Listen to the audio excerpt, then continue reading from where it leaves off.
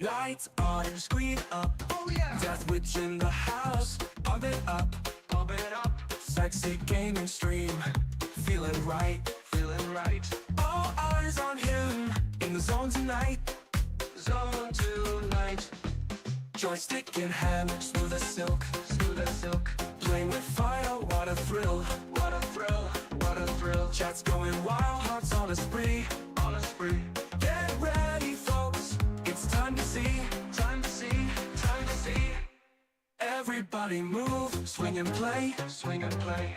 Death Witch like I'm join the fray. Join the fray, join the fray. Groove to the rhythm, don't delay. Don't delay, don't delay. Catch that vibe, stay and sway. Stay and sway, stay and sway. Come on, yeah. Swinging beats and joystick feats. He's the king of gaming treats. Come on, yeah. Strings so tight, lights so bright. Death Witch is in the zone tonight. Liberty of play, stylish flair. Stylish flair. Winning every round, beats to share. Beats to share. Watch him dominate every way. Every way. Feel the rhythm, join the craze. Join the craze. Everybody move, swing and play. Swing and play. Death Witch like I'm join the fray. Join the fray, join the fray. Groove to the rhythm, don't delay. Don't delay, don't delay. Catch that vibe, stay and sway. Stay and sway, stay and sway.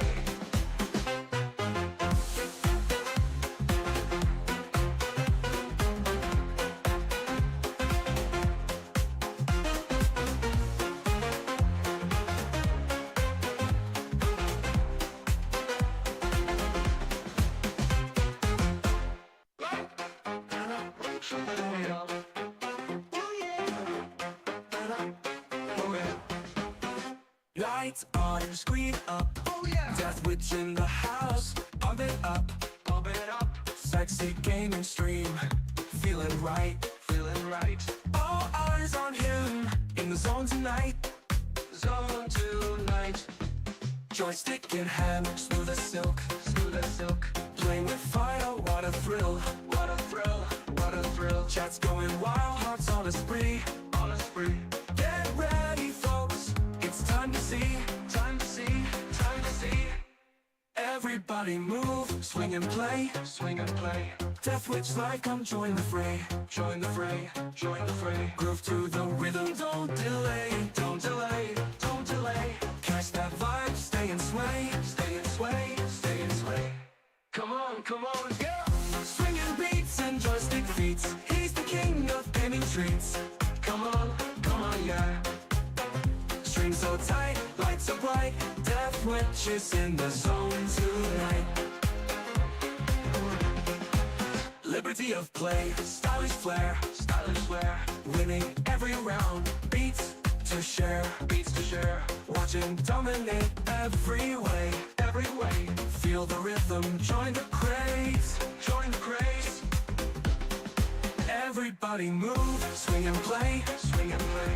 Death Witch like I'm join the fray. Join the fray, join the fray. Groove to the rhythm, don't delay. Don't delay, don't delay. Catch that vibe, stay and sway. Stay and sway, stay and sway.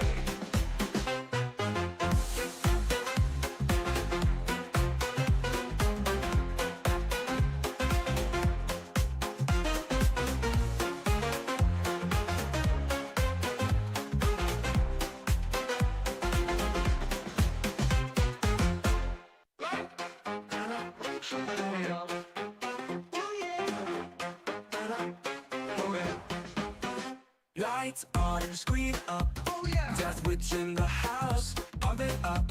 Pump it up, Sexy gaming stream, feeling right. feeling right. All eyes on him, in the zone tonight. Zone tonight. Joystick in hand, smooth as silk. Smooth as silk. Playing with fire, what a thrill. What a thrill, what a thrill. Chat's going wild, hearts on a spree. On a spree. Get ready, folks, it's time to see. Time to see, time to see. Everybody move, swing and play. Swing and play. Death Witch like come join the fray. Join the fray, join the fray. Groove to the rhythm, don't delay. Don't delay, don't delay. Catch that vibe, stay and sway. Stay and sway, stay and sway. Come on, go! Swinging beats and joystick feats. He's the king of gaming treats. Come on, yeah. Strings so tight, lights so bright. Death Witch is in the zone tonight. Liberty of play, stylish flair, Stylish flair, winning every round. Beats to share, beats to share. watch him dominate every way. Every way, Feel the rhythm, join the craze. join the craze. Everybody move, swing and play. Swing and play. Death Witch like 'em, join the fray. Join the fray, join the fray. Groove to the rhythm, don't delay. Don't delay, don't delay. Catch that vibe, stay and sway. Stay and sway, stay and sway.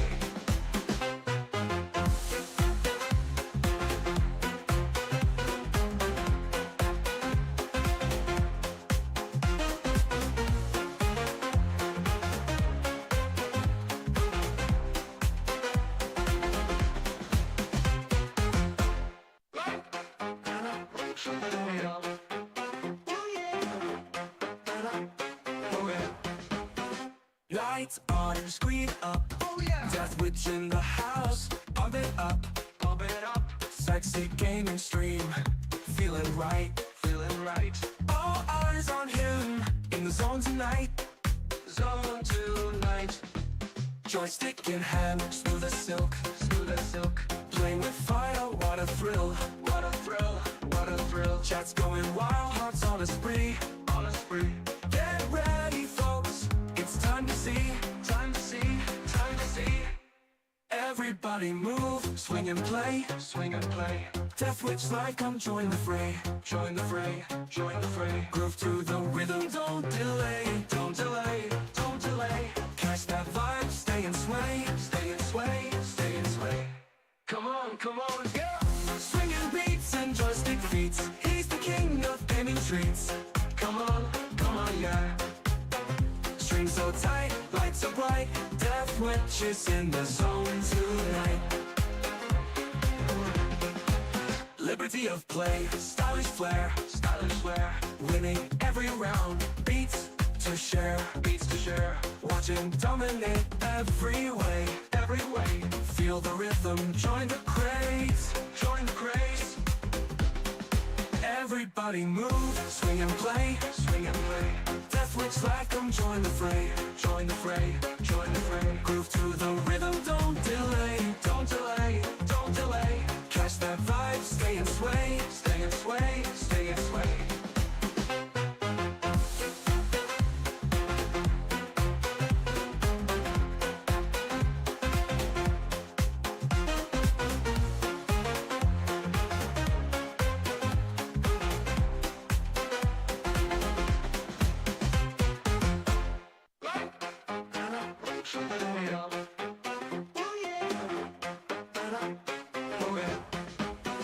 Lights on, screen up. Oh yeah, Death Witch in the house, pump it up.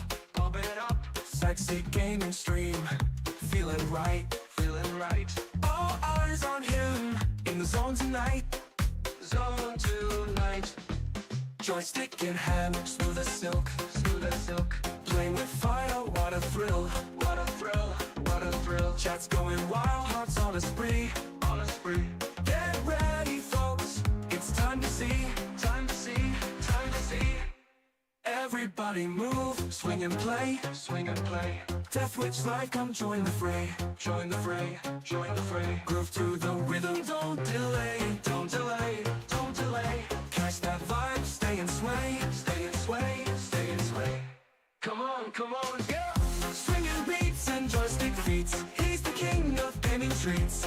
Come on, yeah. Strings so tight, lights so bright. Death Witch is in the zone tonight.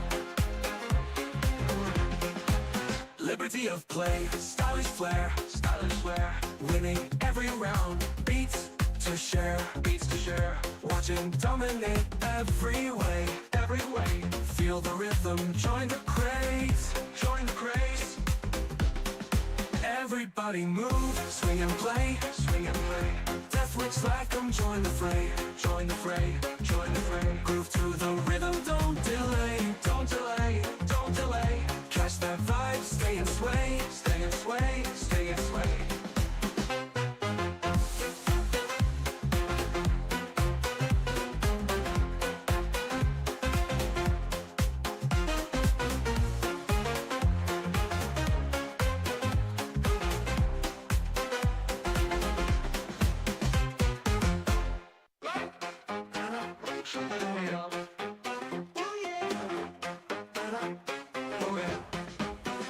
Lights on and screen up. Oh yeah. Death Witch in the house. Pump it up, Pump it up, sexy gaming stream. Feeling right, feeling right. all eyes on him. In the zone tonight. Zone tonight. Joystick in hand, smooth as silk. Smooth as silk. Playing with fire, what a thrill. What a thrill, what a thrill. Chat's going wild, hearts on a spree. On a spree. Get ready, folks. It's time to see. Time to see, time to see.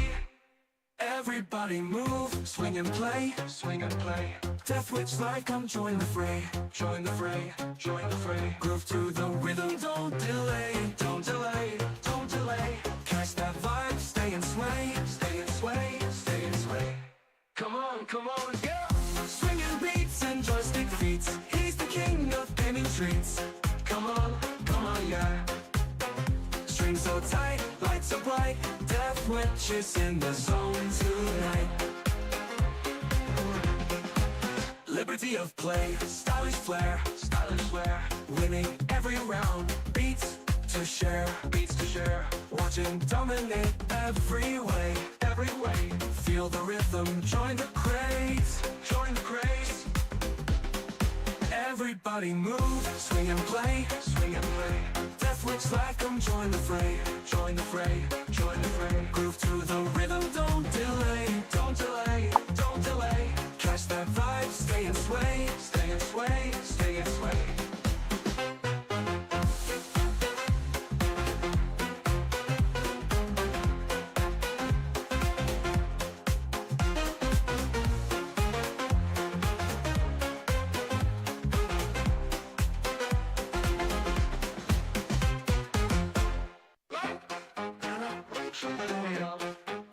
Oh yeah, Lights on and screen up. oh yeah. Death Witch in the house. Pump it up, Pump it up, sexy gaming stream. Feeling right, feeling right. all eyes on him. In the zone tonight. Zone tonight. Joystick in hand, smooth as silk. Smooth as silk. Playing with fire, what a thrill. What a thrill, what a thrill. Chat's going wild, hearts on a spree. On a spree. Get ready, folks. It's time to see. Time to see, time to see. Everybody move, swing and play. Swing and play. Death Witch like 'em, join the fray. Join the fray, join the fray. Groove to the rhythm, don't delay. Don't delay, don't delay. Catch that vibe, stay and sway. Stay and sway, stay and sway. Come on, girl. Swinging beats and joystick feats. He's the king of gaming treats. Come on, yeah. Strings so tight, lights so bright. Death Witch is in the zone tonight.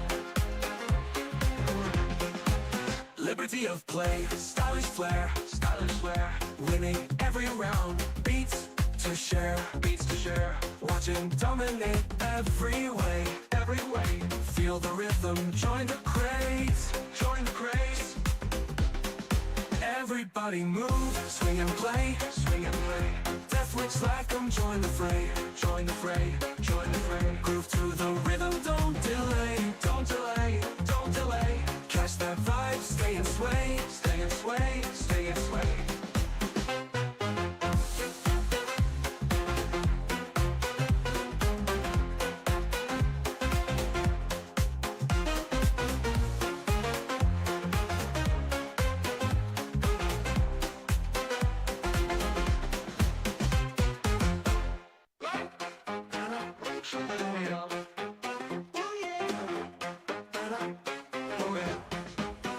Lights on, screen up. Oh yeah. Death Witch in the house, pump it up. Pump it up, Sexy gaming stream, feeling right. feeling right. All eyes on him, in the zone tonight.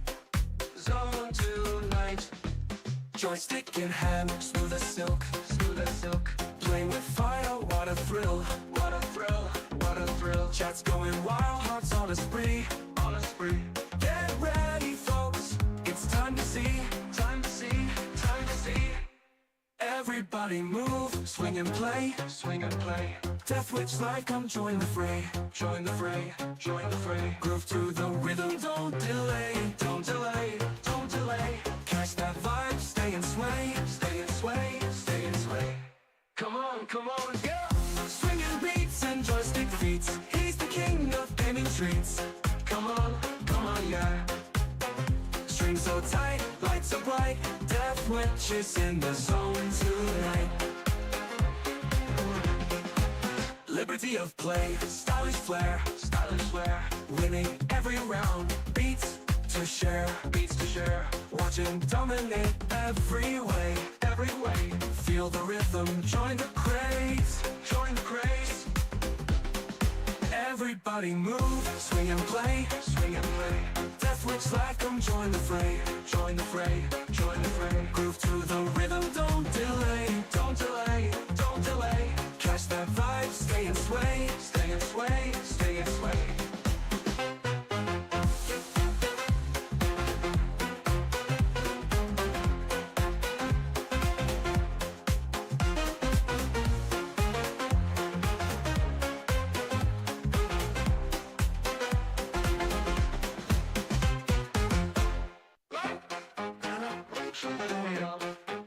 Oh yeah, Lights on, screen up. oh yeah. Death Witch in the house, pump it up. Pump it up, Sexy gaming stream, feeling right. feeling right. All eyes on him, in the zone tonight. Zone tonight. Joystick in hand, smooth as silk. Smooth as silk. Playing with fire, what a thrill. What a thrill, what a thrill. Chat's going wild, hearts on a spree. On a spree. Get ready, folks, it's time to see. Time to see, time to see. Everybody move, swing and play. Swing and play. Death Witch like I'm join the fray. Join the fray, join the fray. Groove to the rhythm, don't delay. Don't delay, don't delay. Catch that vibe, stay and sway. Stay and sway, stay and sway. Come on, go. Swinging beats and joystick feats. He's the king of gaming treats. Come on, yeah. Strings so tight, lights so bright. Death Witch is in the zone tonight. Liberty of play, stylish flair. Stylish flair, Winning every round, beats to share. beats to share. Watch him dominate every way. Every way, Feel the rhythm, join the craze. join the craze. Everybody move, swing and play. Swing and play. Death Witch like 'em, join the fray. Join the fray, join the fray. Groove to the rhythm, don't delay. Don't delay, don't delay. Catch that vibe, stay and sway. Stay and sway, stay and sway.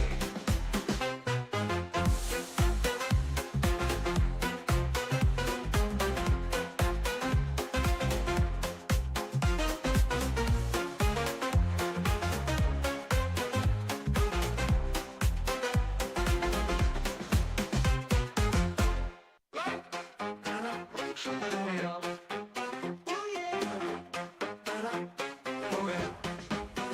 yeah, Lights on, screen up. oh yeah. Death Witch in the house, pump it up. Pump it up, Sexy gaming stream, feeling right. feeling right. All eyes on him, in the zone tonight. Zone tonight. Joystick in hand, smooth as silk. Smooth as silk. Playing with fire, what a thrill. What a thrill, what a thrill. Chat's going wild, hearts on a spree. On a spree. Get ready, folks, it's time to see. Time to see, time to see. Everybody move, swing and play. Swing and play. Death Witch like I'm join the fray. Join the fray, join the fray. Groove to the rhythm, don't delay. Don't delay, don't delay. Catch that vibe, stay and sway. Stay and sway. come on, go! Swinging beats and joystick feats. He's the king of gaming treats. Come on, yeah. Strings so tight, lights so bright. Death witches in the zone tonight.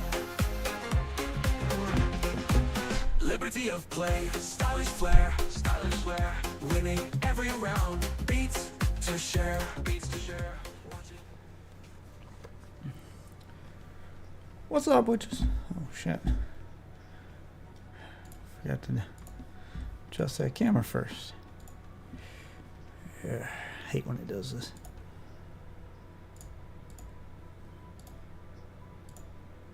There we go. Ooh. Trying to make me look not so white. I mean, I get I'm pale.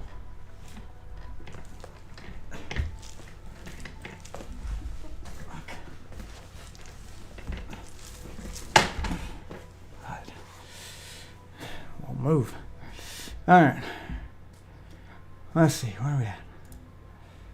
Where are we at?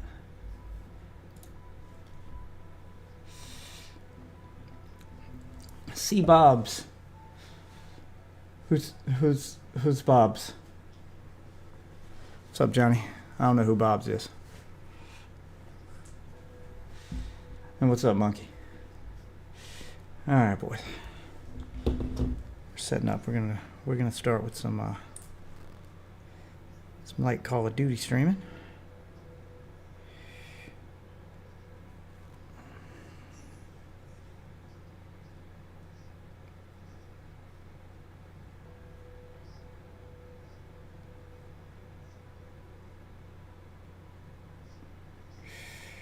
There we go.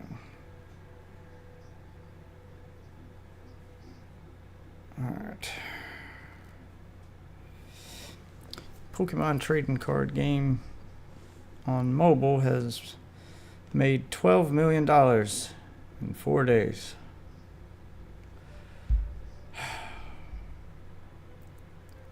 Insane.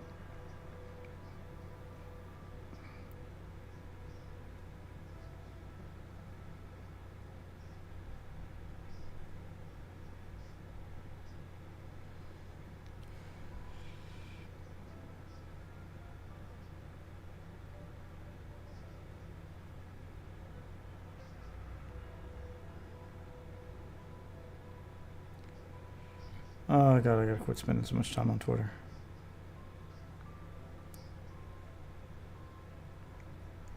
Breaking news. Joe Rogan officially endorses Trump.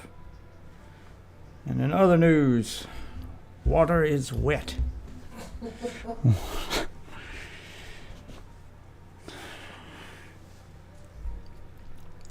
Jesus Christ. Are we really that shocked, guys?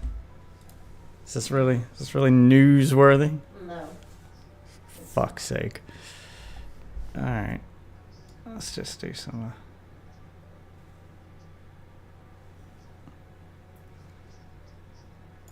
let's just do some Call of Duty. Try to decide if I'm gonna do a Twitter space or react to something. I don't know. I haven't really decided how I want my content to go tonight, so I didn't really plan this out. It's been a long couple days. Let's see, what's everybody playing? Where's everybody else? What's my team looking like?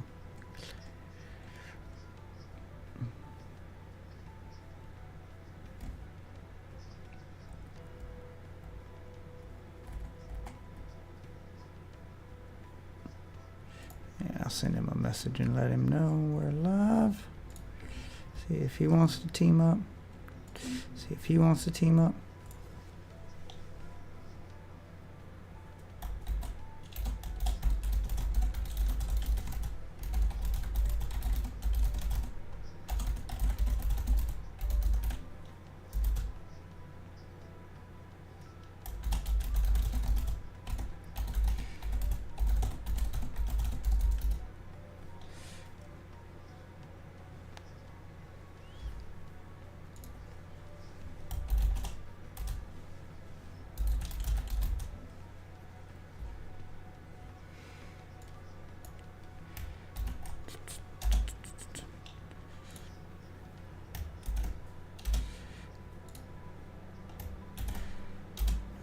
then send out a few of these messages here to the team. See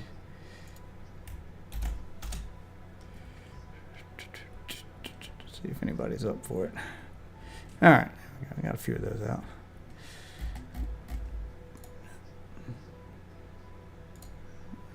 Join the squad room. Squad room, I put a team limit size on, or a member size on, so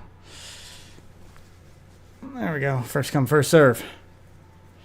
First 4 people to get in here. Let's fire. Connect my controller. I mean my keyboard, mouse. Okay, good. We're still on mouse. Hey, you remembered my settings. Good for you, Call of Duty. You're getting better at this.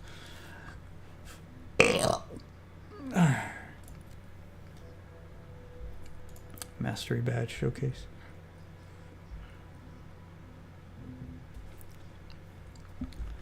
Diamond badge upgrade.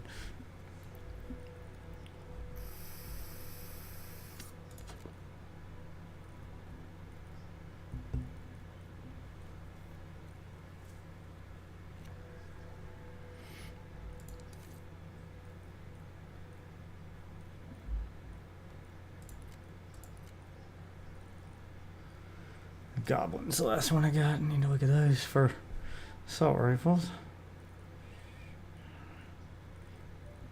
I think I was still working on the other one though.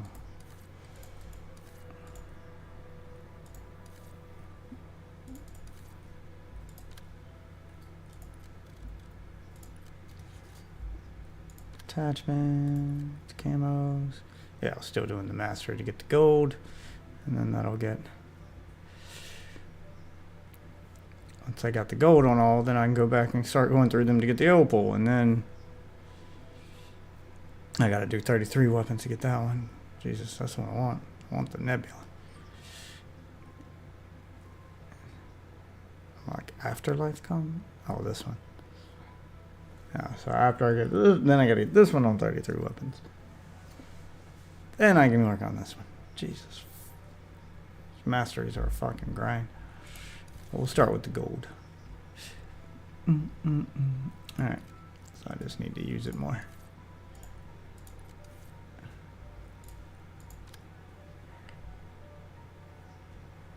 Get 10 more simple monkey kills.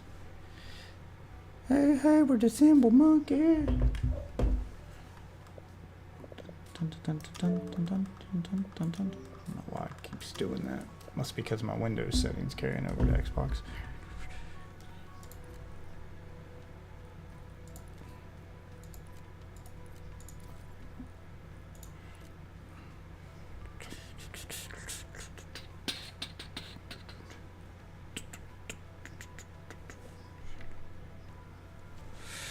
Wait, is it the Windows settings?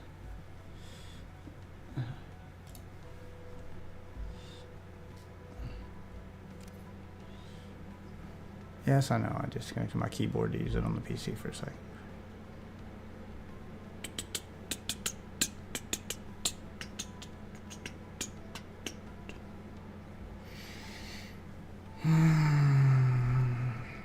Taking forever to launch.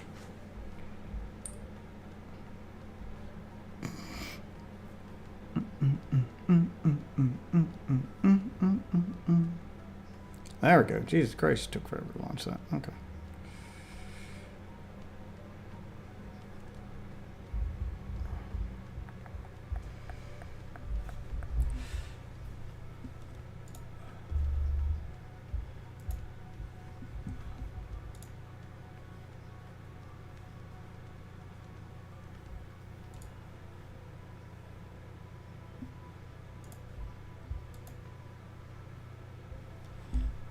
There we go.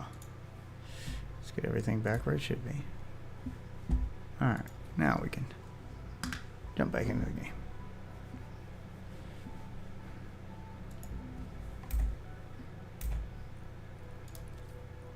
Did that change it to control? It did. Damn it. None.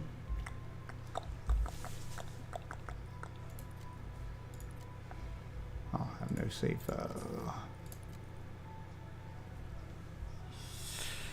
Only save a solo match.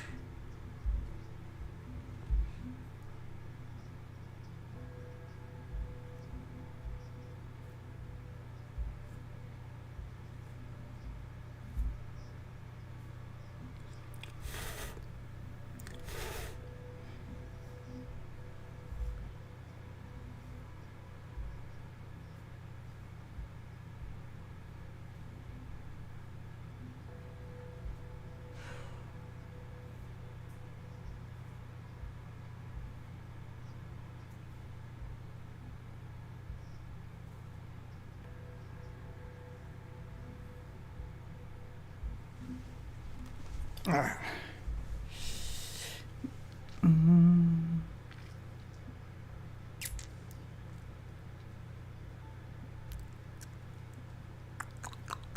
Now we'll do a little solo. Solo dolo. Just to start off with to get this out the way. Get this last little camo. Get my symbol monkey. I'll decide what I'm gonna do with myself for this stream.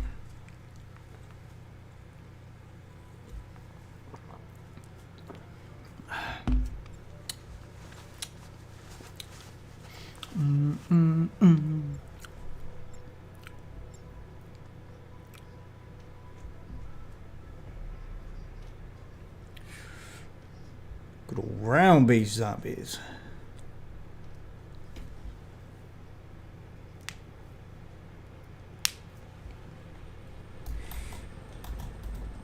Security chief and new arrivals. Got my Could have used wooden you gun. sooner, but welcome just the same. I'm in the mansion, command center. Injured, but intact. Most everyone else is, well, you've got eyes. Look, we need to get this situation under control ASAP. Be ready for anything. Missed the head on that one. Go stepped off the curb. Really? Ooh, doing a little dance on the car there, huh?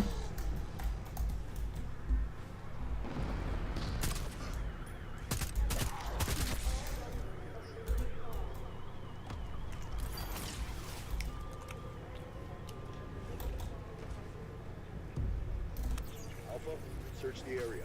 We've got 3 Janus Science personnel missing. Their knowledge is critical to mission success, and we take care of our own. Take my free kills.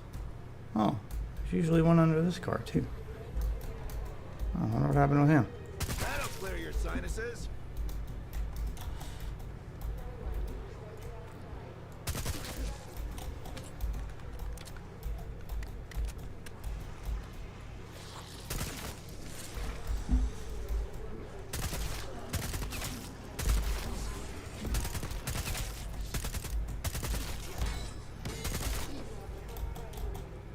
Bonus points.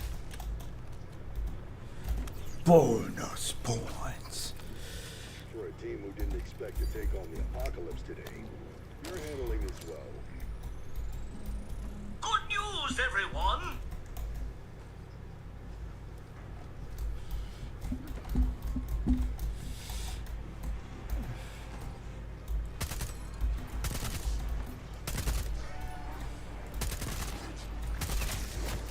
Oh. Backed right into you.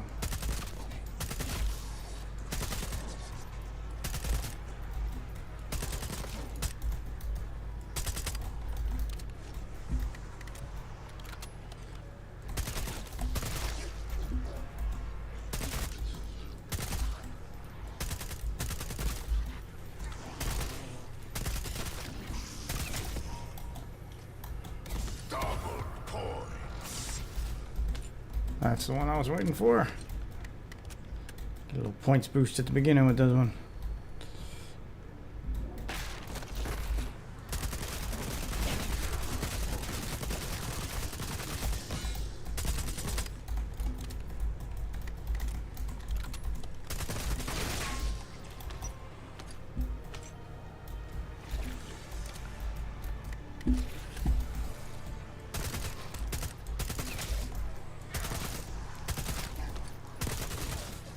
Right the motherboard.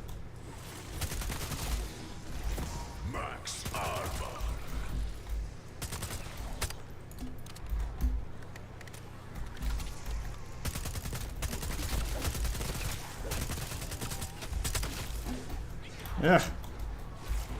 Alright, trying to make the most of my double points here.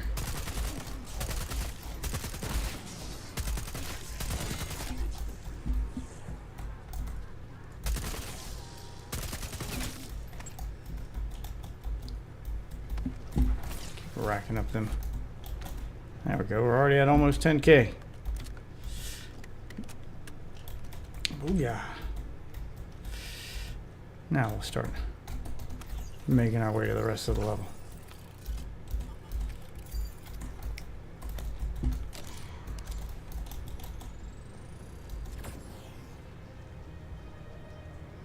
I fixed the God mode glitch.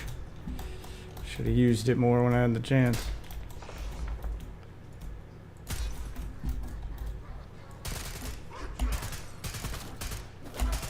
Oh my god.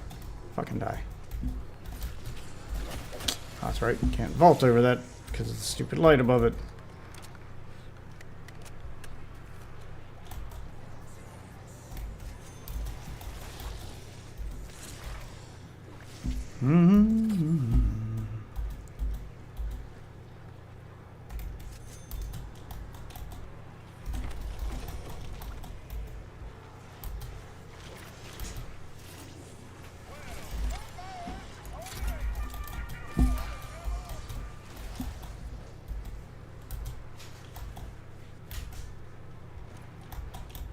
Alright. Now, got all that opened up. We're ready to start just farming zombie kills. Well, I'll chill out and maybe do a Twitter space fact before I do that. It's the main reason I play solo for a while, is so I can pause when I need to. Check stuff.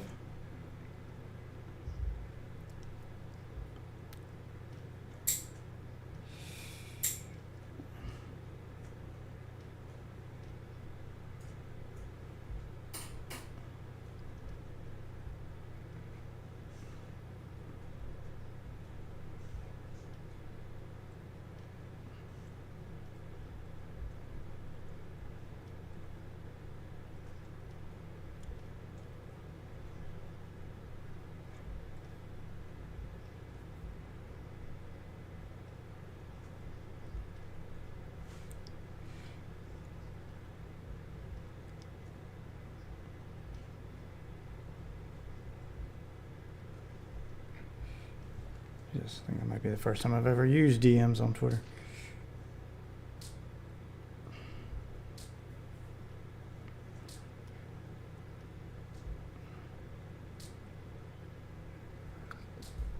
Oh, I gotta be ready for this election to be over. I don't know why I would be ready for it to be over. It's not like people are gonna magically stop talking about this crap. They very clearly aren't. Alright, come on, guys. Everybody getting a nice concentric circle. Alright, let's get in a group hug time. There we go. Come on, come on. We're just farming kills and skins here. And some of you guys are slower than others. It's really making this hard to form a group of you. Come on. Then I gotta get my smoke kills. Popping smoke. Oh, damn it. Here's your chance at redemption. Oh, wait, it counted. Okay. Regret it. Wait, do I need to be in the smoke and get kills, or do they need to be in the smoke? Oh, hey, what's up, guys? Free gobblegum. Come on, give me the red ones. They're my favorite flavor. Tear them To pieces.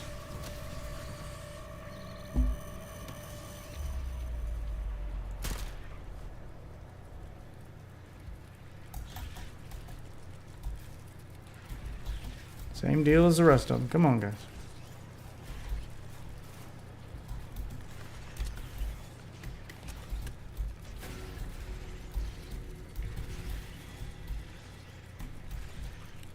Is that it? All of you? Perfect. Keep wasting those little shits on sight.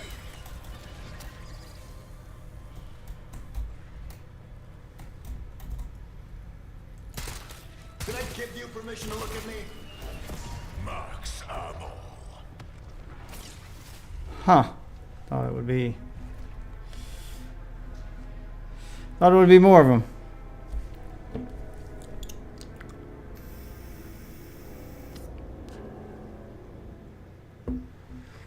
Where did my wife go? Are you in there or did you go downstairs? Crap. I wanted to catch her before she went downstairs. And tell her to bring me some tea.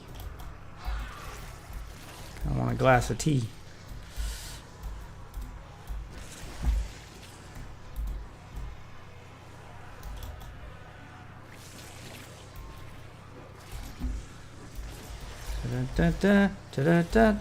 Come on, come on, come on. That was too slow. You're never going to catch me.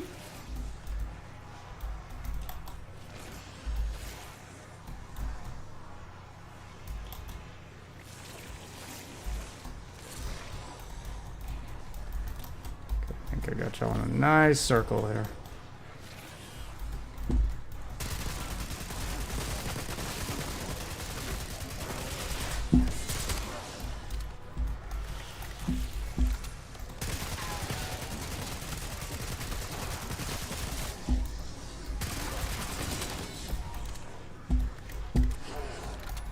Ooh.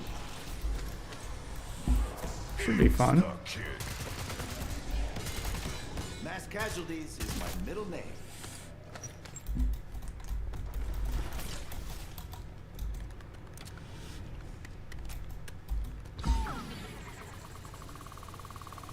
Is it still double gobblegum? Nah, it's regular gobblegum.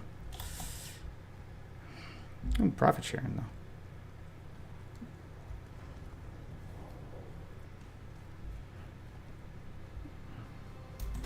Happy to support local businesses.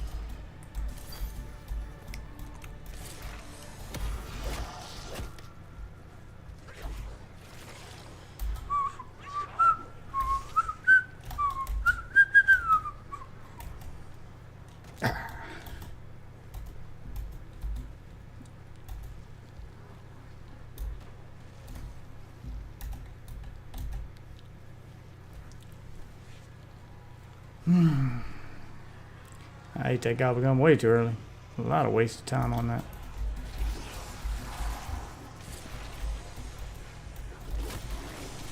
Oh well, it's up for fun gum. All the people on Twitter complaining about the gobblegums in this game.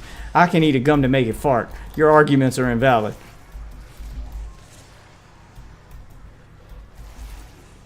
Do it fart though.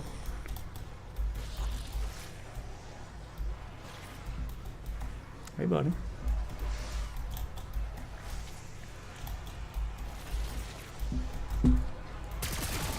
You and me, we got a job to do. Reach for the skies.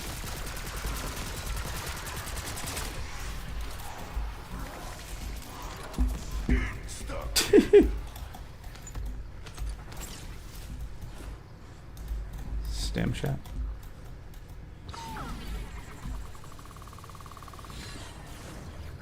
What's up, guys? Gross.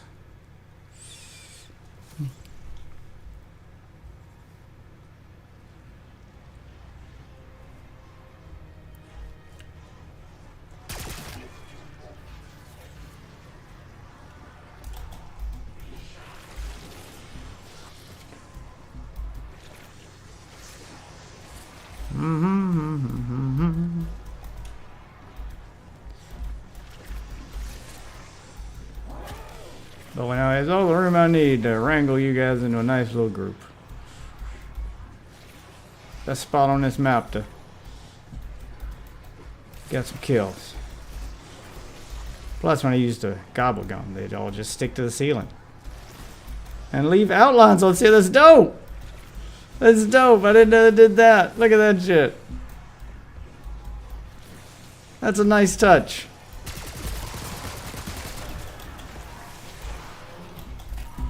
Mind if I call you Belle?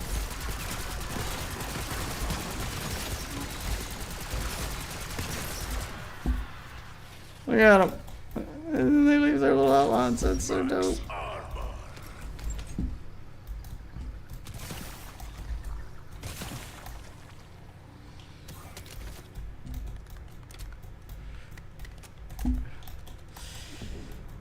Speaking of armor, let's go get some more. I'll leave one alive after this one for the Sam trial. Actually, we'll just go do the Sam trial. I can do two things at once. We'll make the most out of this. I don't think I've unlocked my camo yet, so no need to extract. Mark zone, check. Instruct Hold the zone. Hold zone, check. Evaluate, pending. Don't mess it up. Thank you, Sam. Dun dun dun dun dun dun dun dun dun dun dun dun dun dun dun. Thank me later. I have added a note to your file to say you don't suck.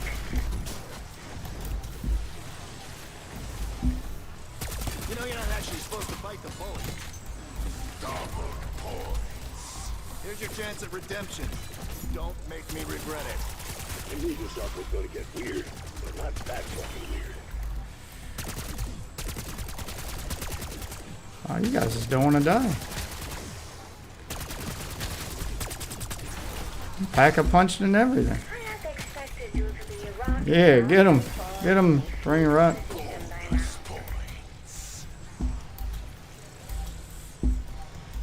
Using Molotov. Good news, everyone!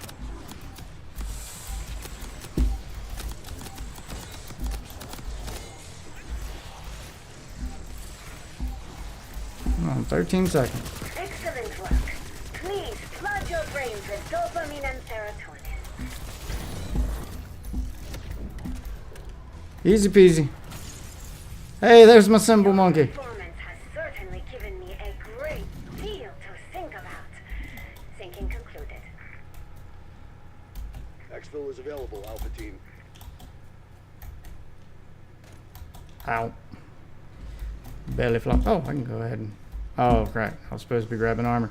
I'm an idiot. I'll take that. And then I could have packed twice. Should have went ahead and packed twice just to make them easier to kill. And then got my... And then got my armor. But whatever, I'll get it after this round. Cool. Here come the manglers.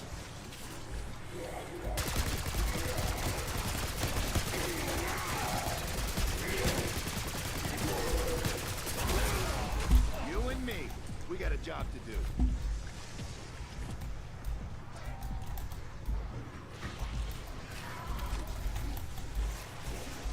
Alright, gotta get that symbol monkey kill. Oh, I should have done it when there's no brain rot, damn it.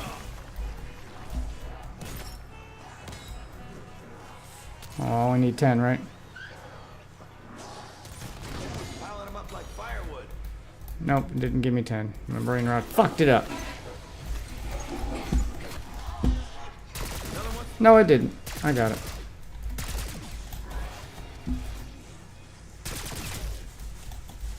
Excuse me.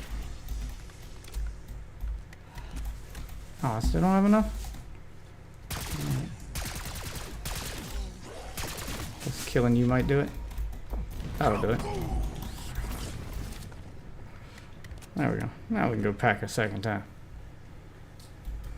You going downstairs? Alpha Team, yeah. Exfil will Huh? be closed. Yeah. I get a tea or a drink or... Thank you. Love you. Whatever makes them go down faster. Oh, sweet. It's a bug round.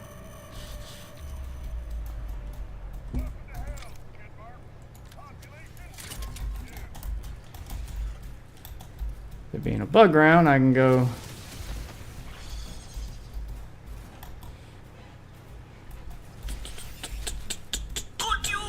Go do the SAM trial? Maybe. Or not. I don't have enough money to get to it. Guess I'll just clear out the street here. And then we'll go get it. I'll leave some of you bugs alive. There we go. That should give me enough.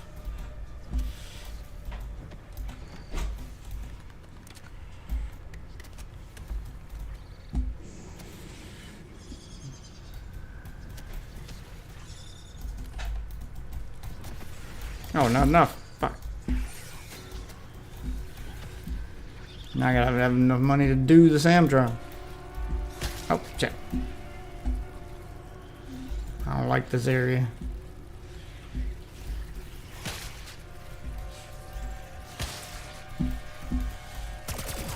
Mind if I call you Belle?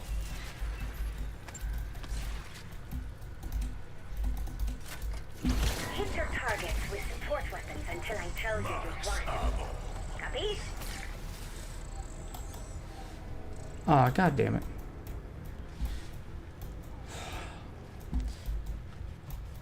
I absolutely hate this kill streak.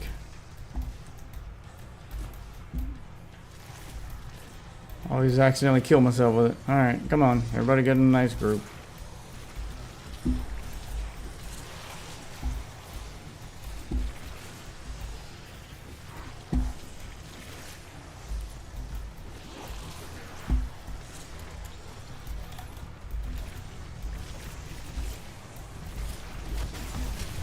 Minimum trial success Yep. criteria. Kill myself.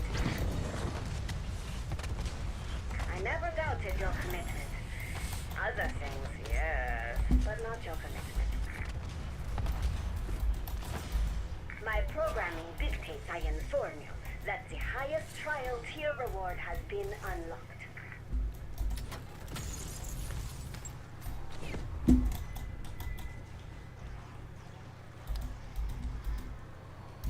Whatever, I got it done.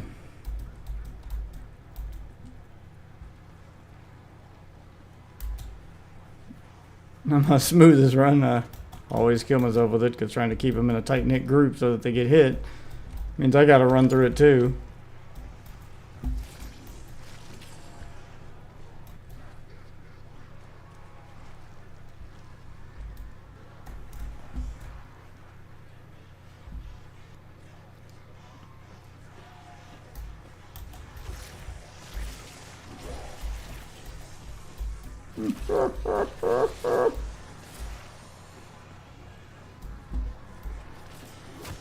Ow. No way you were close enough to hit me.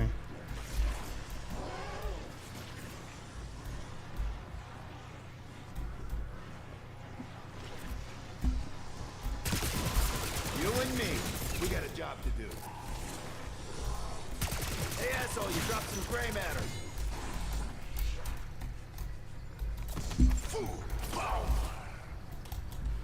Cool.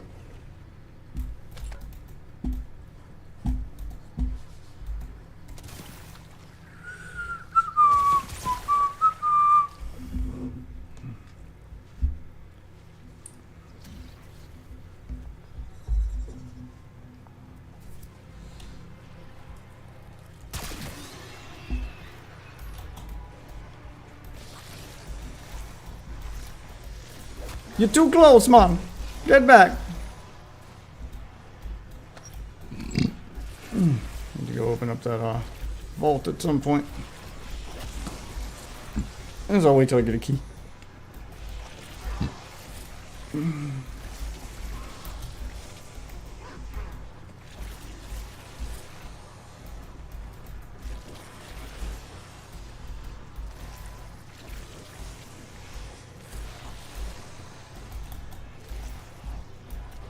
On your feet, people, we got a horde to put down.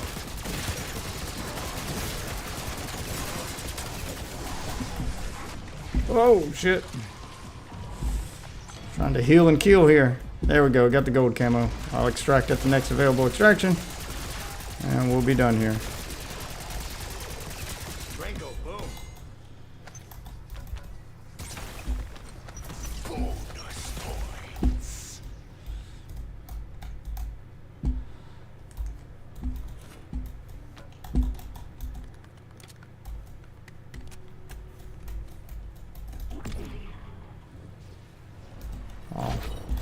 Need more scrap.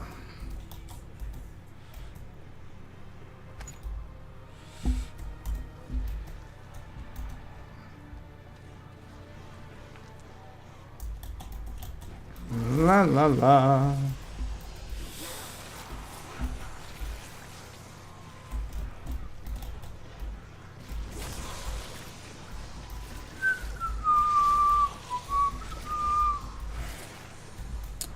There we go. Get y'all in a nice little circle, and then we'll start doing some multiplayer. Maybe I'll start a Twitter space after this one.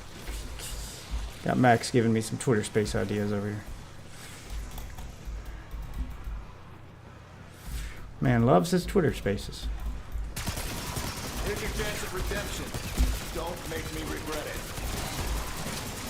Nothing like a summer brain shower. Double points.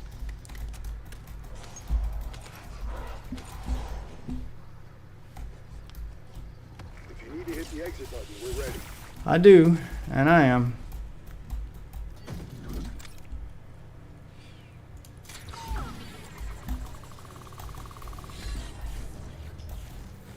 I'm a chopper gunner.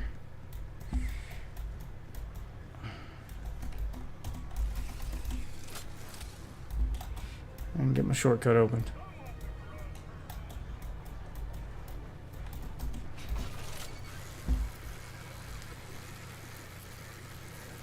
So I can just go straight to it after hitting the exfil.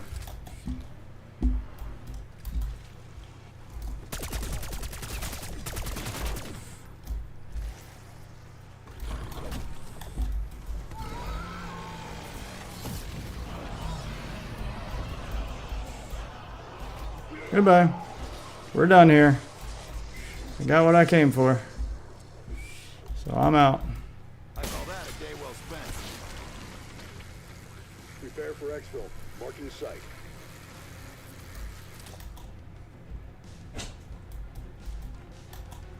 Huh. Never had the site be somewhere different. Weird. Never had it be somewhere different. It's pretty dope. They're authorizing chopper gunner task. It's usually up there on the roof, where I don't have room to fight. I actually have room to fight down here.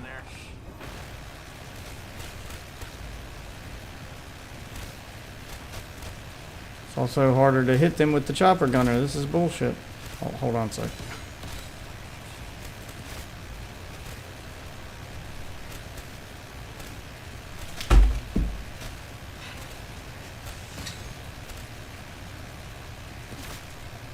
I wasn't expecting a whole plate and shit.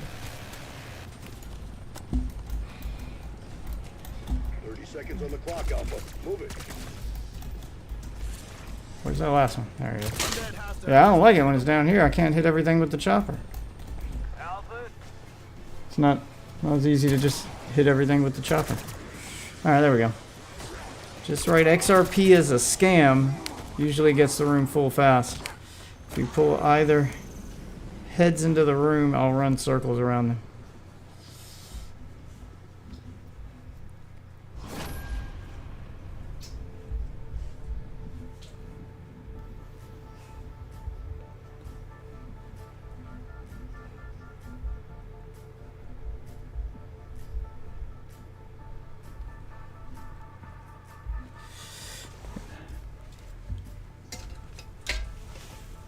Alright, I guess I'm gonna take his lead on this one.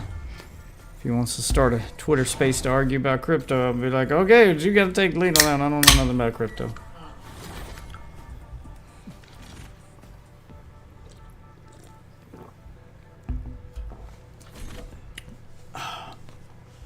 Alright.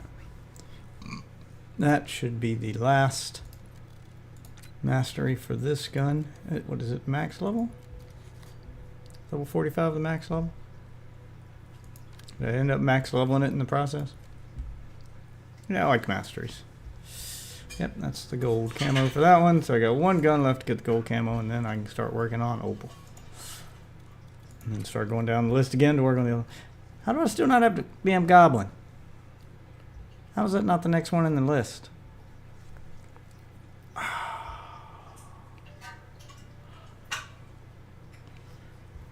I'm like level 46, I'm level 45.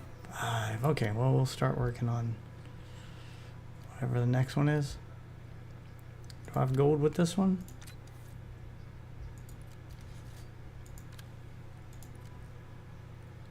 No, I don't quite have gold with this one, so we'll do this one.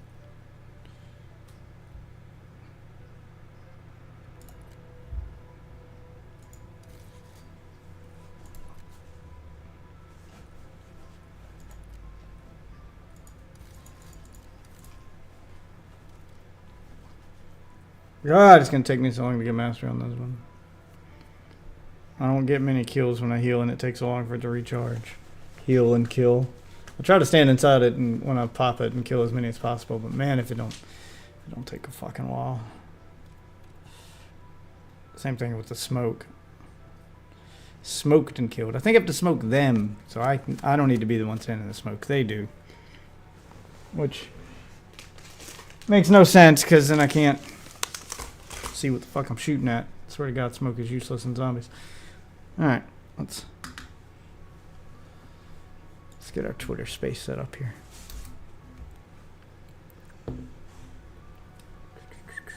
I'll eat my pizza. Okay.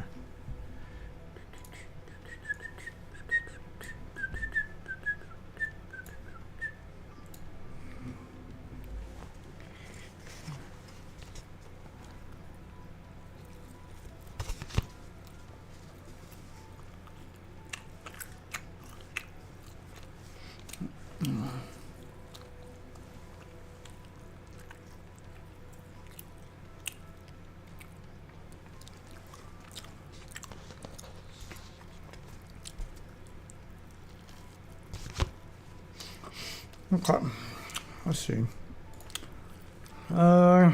Create your space. All right, what did you say to do?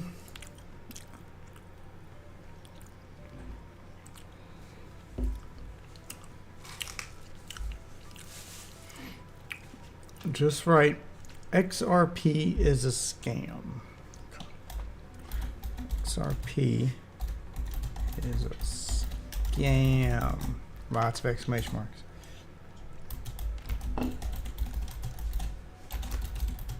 Change my mind.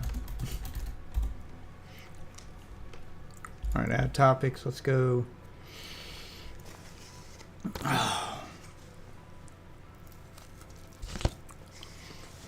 Cryptocurrency? Trending in spaces. Cryptocurrencies are trending.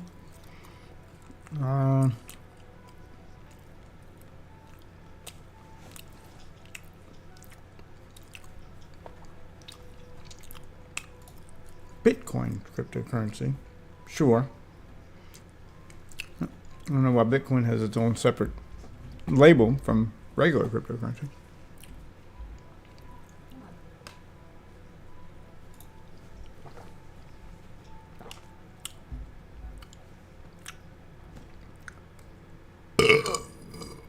It's like blockchain a thing, or one of those other buzzwords they all use. Oh, we'll do social media. There we go.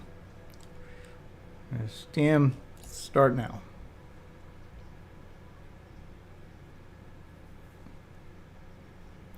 All right. We are officially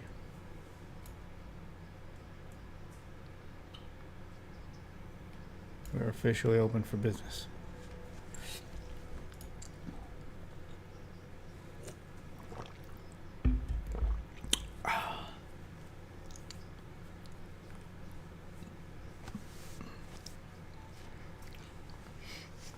So we're set.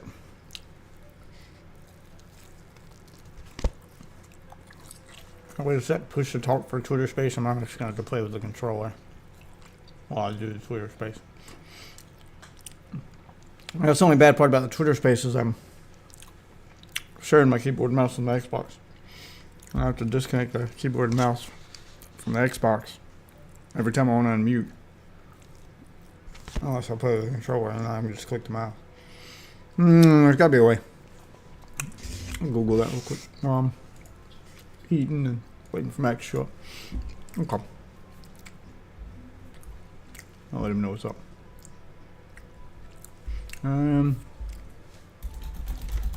Push to talk Twitter space.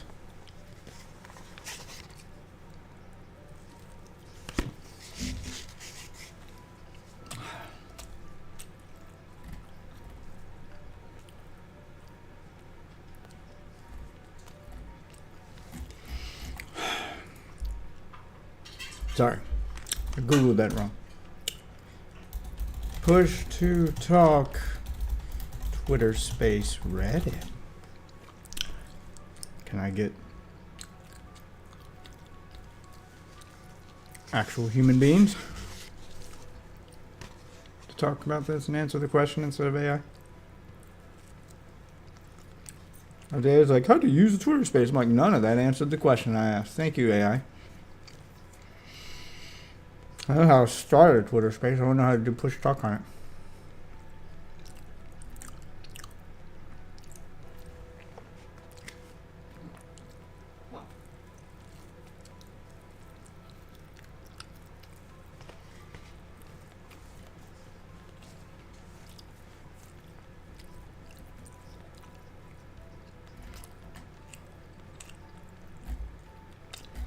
Oh, this shit's from like 3 years ago. What's more recent?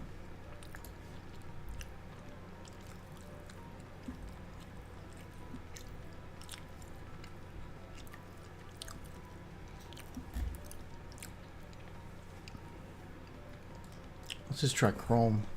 Maybe there's like a push talk extension for the browser itself.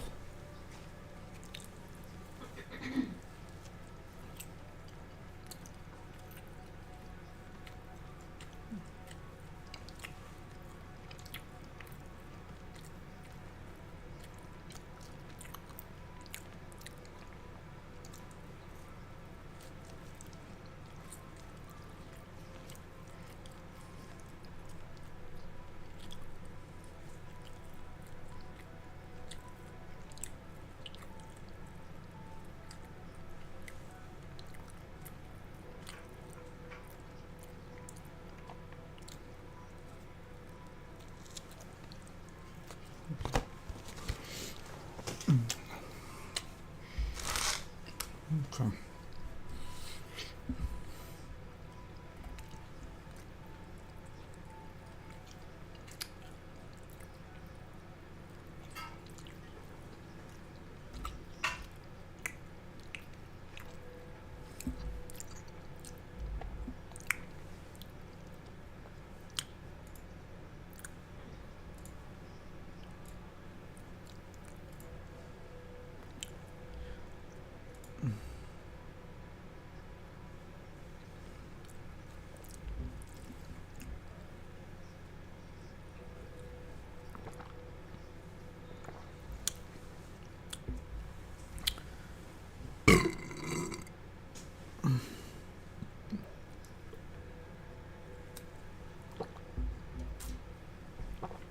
I also have to play with controller.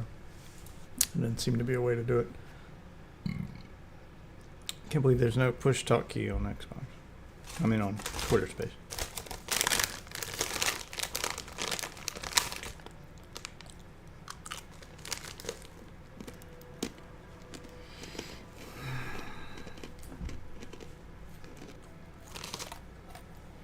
So just use the controller. I don't like to play with controller, but I will. My human's nowhere near as good. Alright, controller.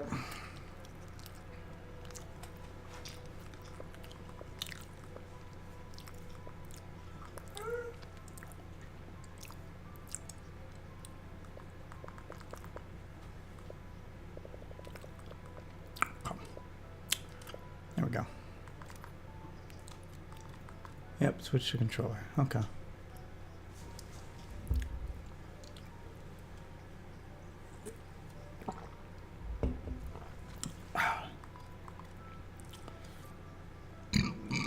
I'm gonna eat some pretzels and chill from that, bro.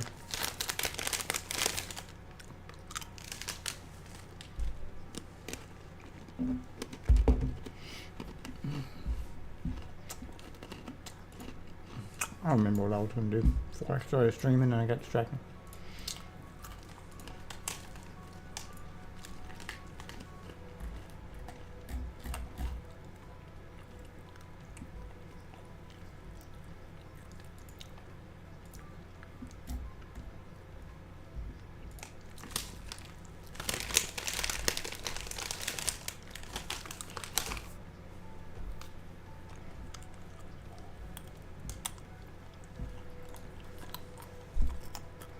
I don't remember.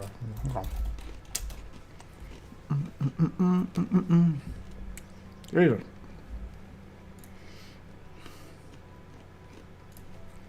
Bright as fuck.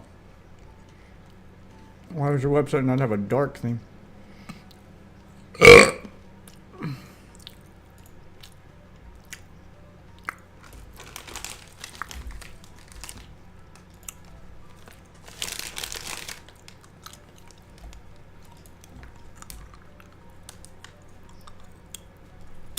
news, everyone! Thank you.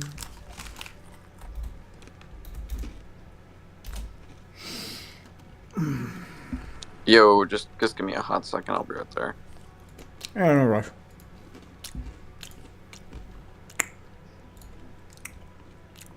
I really don't like that it doesn't make a noise when someone joins like Discord, so.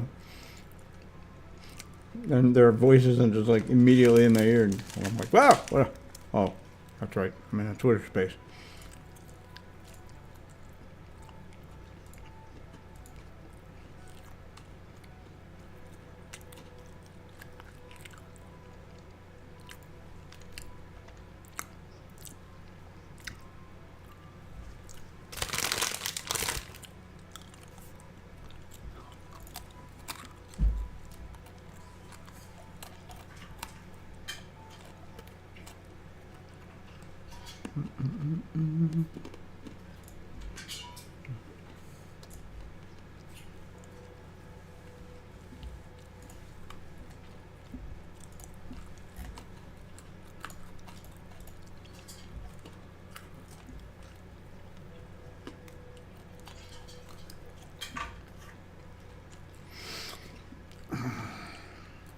Okay.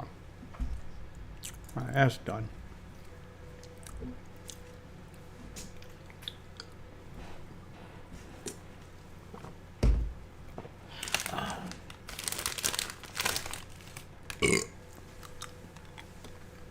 You alright? What's that look for? Huh? What's that look for? No, that's it. I had something stuck in my Oh. I'm gonna say, making a weird face.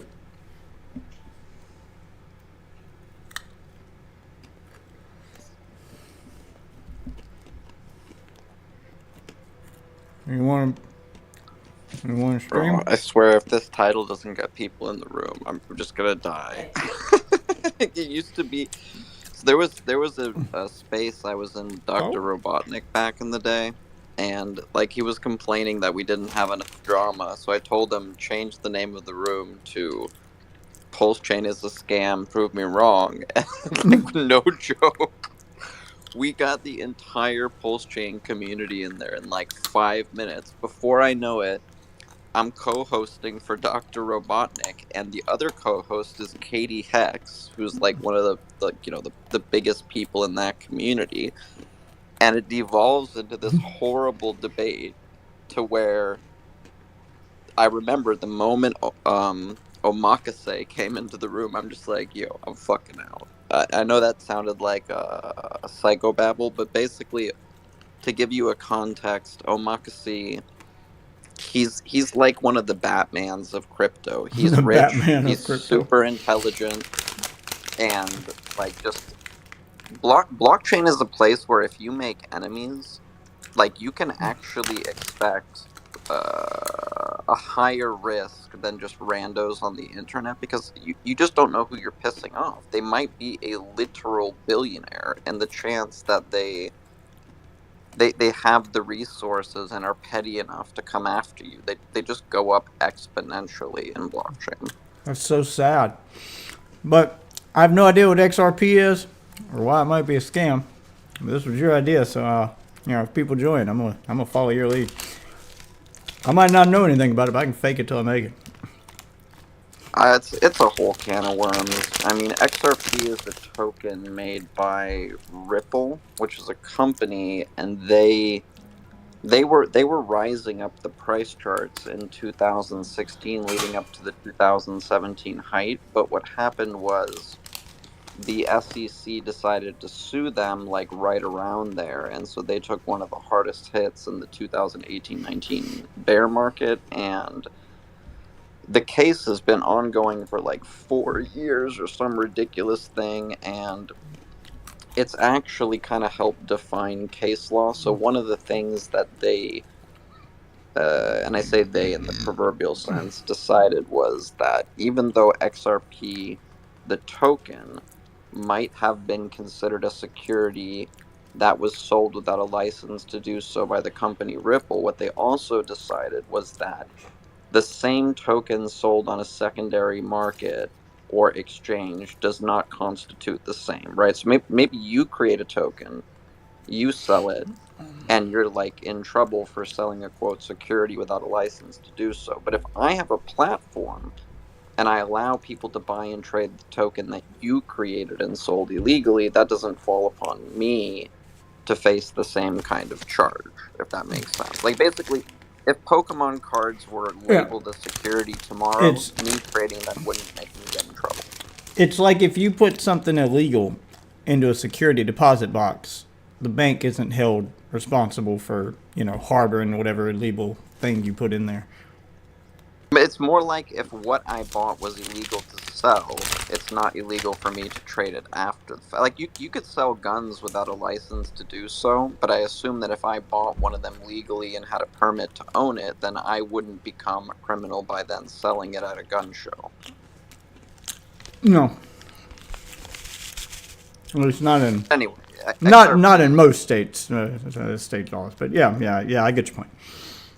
let me give you one other thing, because this is something hilarious I find in crypto. So if you go all the way to the left, crypto is a scam, it's going to zero. If you go Yeah. all the way to the right, crypto is the future, you'll buy your coffee with it. Well, inside of crypto, XRP has the same horseshoe. so it's on the XRP side, it's all crypto, but XRP will go to zero. And it's just like, bro, if you've never been in an XRP room, like... Wait, man. should I have done XRP as a? Oh yeah, this sounds like it's gonna be like it's gonna get wild. Good, I'm here for it. Should I do XRP as a hashtag, or would that? I don't think it'll really matter. I mean, so what'll happen if you do actually pull people in your room is it's because they're going to go into the space tabs, you're going to type in keywords. You might as well just change it to crypto is a scam or Bitcoin is a scam, because these are the main words they're typing in, right? Like I always type in debate versus crypto, Bitcoin, Trump. Like if you just put super big keywords into the search bar, like that's how you're gonna find. Yeah, this space. I know the power of politics in spaces. The last time I tried that, where I was like, let's just change it to politics to see how long it takes somebody to get in here, took like 2 minutes, and that's when that dude came in screaming about how there'd be a fucking civil war if there was. Like the crazies came out of the goddamn woodwork. I've been arguing with this chick on fucking Twitter all day over Trump, and it just reminded me why I don't know if I could do like politics content on a regular basis, because oh god, it's rotting my brain. It's only been a day, and I've been arguing with like 2 or 3 different people on Twitter, and I'm like, that's my brain's starting to rot. I shoot down excuse after excuse that they make, and claim after claim that's just false, and I shoot them down. And unlike them, when I shoot them down, I cite a source, so I'm providing links, I'm citing sources. And it doesn't matter. They just move on to the next one. It always boils down to, yeah, well, he's better. Yeah, but why is he better? Because he did this. No, he didn't. Okay, well, he did this. No, he didn't. Okay, well, he did that. No, he didn't. Yeah, it's just, their mind is made up, but they can't tell you why. I mean, I know why. It's because Kamala's a brown person and a woman. She's 2 things I don't like. No, but they'll never admit that.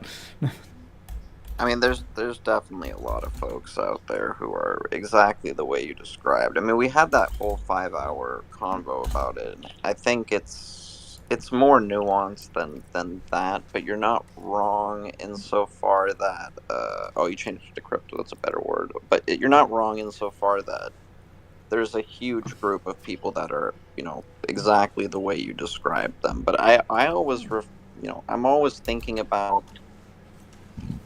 the 65-year-old lady who absolutely despises Trump, but they're seeing comments come out of the Democratic Party that they just. You're not gonna like this statement, but don't Oh no, I'm here don't for it, man. lambast me for I'm it. not. But I think I'm not that invested in this stuff. I'm mostly trolling, but God, just well, but it's the scary part is they're serious. well, but again, I think it's really about the it's a can of worms I don't want to go into. But again, even if, and I said this kind of in our first talk, even if the biological arguments for, let's say, trans folk are 100% correct and there is no logical pushback, I don't think you're ever going to convince certain people that genitalia mean absolutely nothing. And I think, especially again, in retrospect, when people say, well, how did so many people vote for Trump if that's in fact, indeed the case, you're going to hear a lot of people saying, well, because they were just voting for whatever party said things that actually made sense to them. Remember, there's a distinction between what could be argued as a changing biological definition of gender as it pertains to the older ways we've thought about it, and then saying, oh, if my grandma doesn't immediately accept this fact, she's a racist. Well, racist or not, she's voting for the party that does yeah, not she's still do doing that. the thing. It falls back to the thing I was saying about a belief. I mean, it's facts go out the window if they've made up their mind that this is what they believe. Good luck changing it. I mean, there's morons out there who, despite zero evidence to back any of it up, will believe the world is flat. And I mean, every flat piece earthers are of their own. every piece of evidence you show them, the pictures are fake. They're made up. Yeah, like there's this. You can't convince them otherwise. And with the Trump thing, it's a belief for most of them. It's a belief.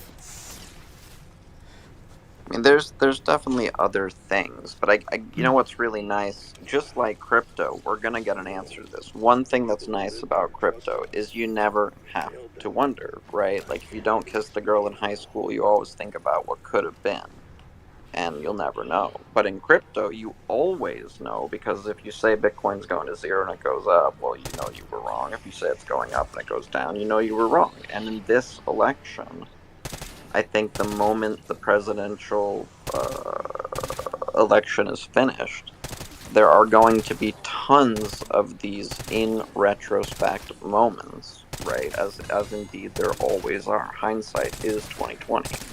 But what I think is really interesting at this point is, even after basically spending the last 6 months of my life glued to politics, I just don't know who's going to win. I don't know either. I thought I knew, and then something happened, and then I thought the other thing. Yeah, like when Trump got shot, I was like, oh, that's it. He won because he's got that picture. That's his moment. He's kind of a living martyr. Like, he's a hero now. But then, like in 2 weeks, like no one seemed to give a shit about it. So I'm like, okay, I don't know anymore. Every time I think I got it figured out, like, the discourse changes so rapidly. But it doesn't matter which one wins, because in the end, they're all going to do the same thing. Like, you say retrospect, and yeah, like, with crypto, it's either going to go to zero or it's not. But the problem you is, always get your answer. If you sell your bag, you won't have to, quote, wonder if it was a good idea. Yeah, but you don't get your answer in politics, because to do that, you'd have to live in the fucking multiverse and see both outcomes, because no matter how bad it gets, there's always going to be those people who are like, well, if the other one would have won, it would have been worse. It's a good thing. This is still better than what could have been. Yeah, like they're always gonna have some mental gymnastics that they can do to be like, well, this is still better than the alternative, no matter how bad it gets.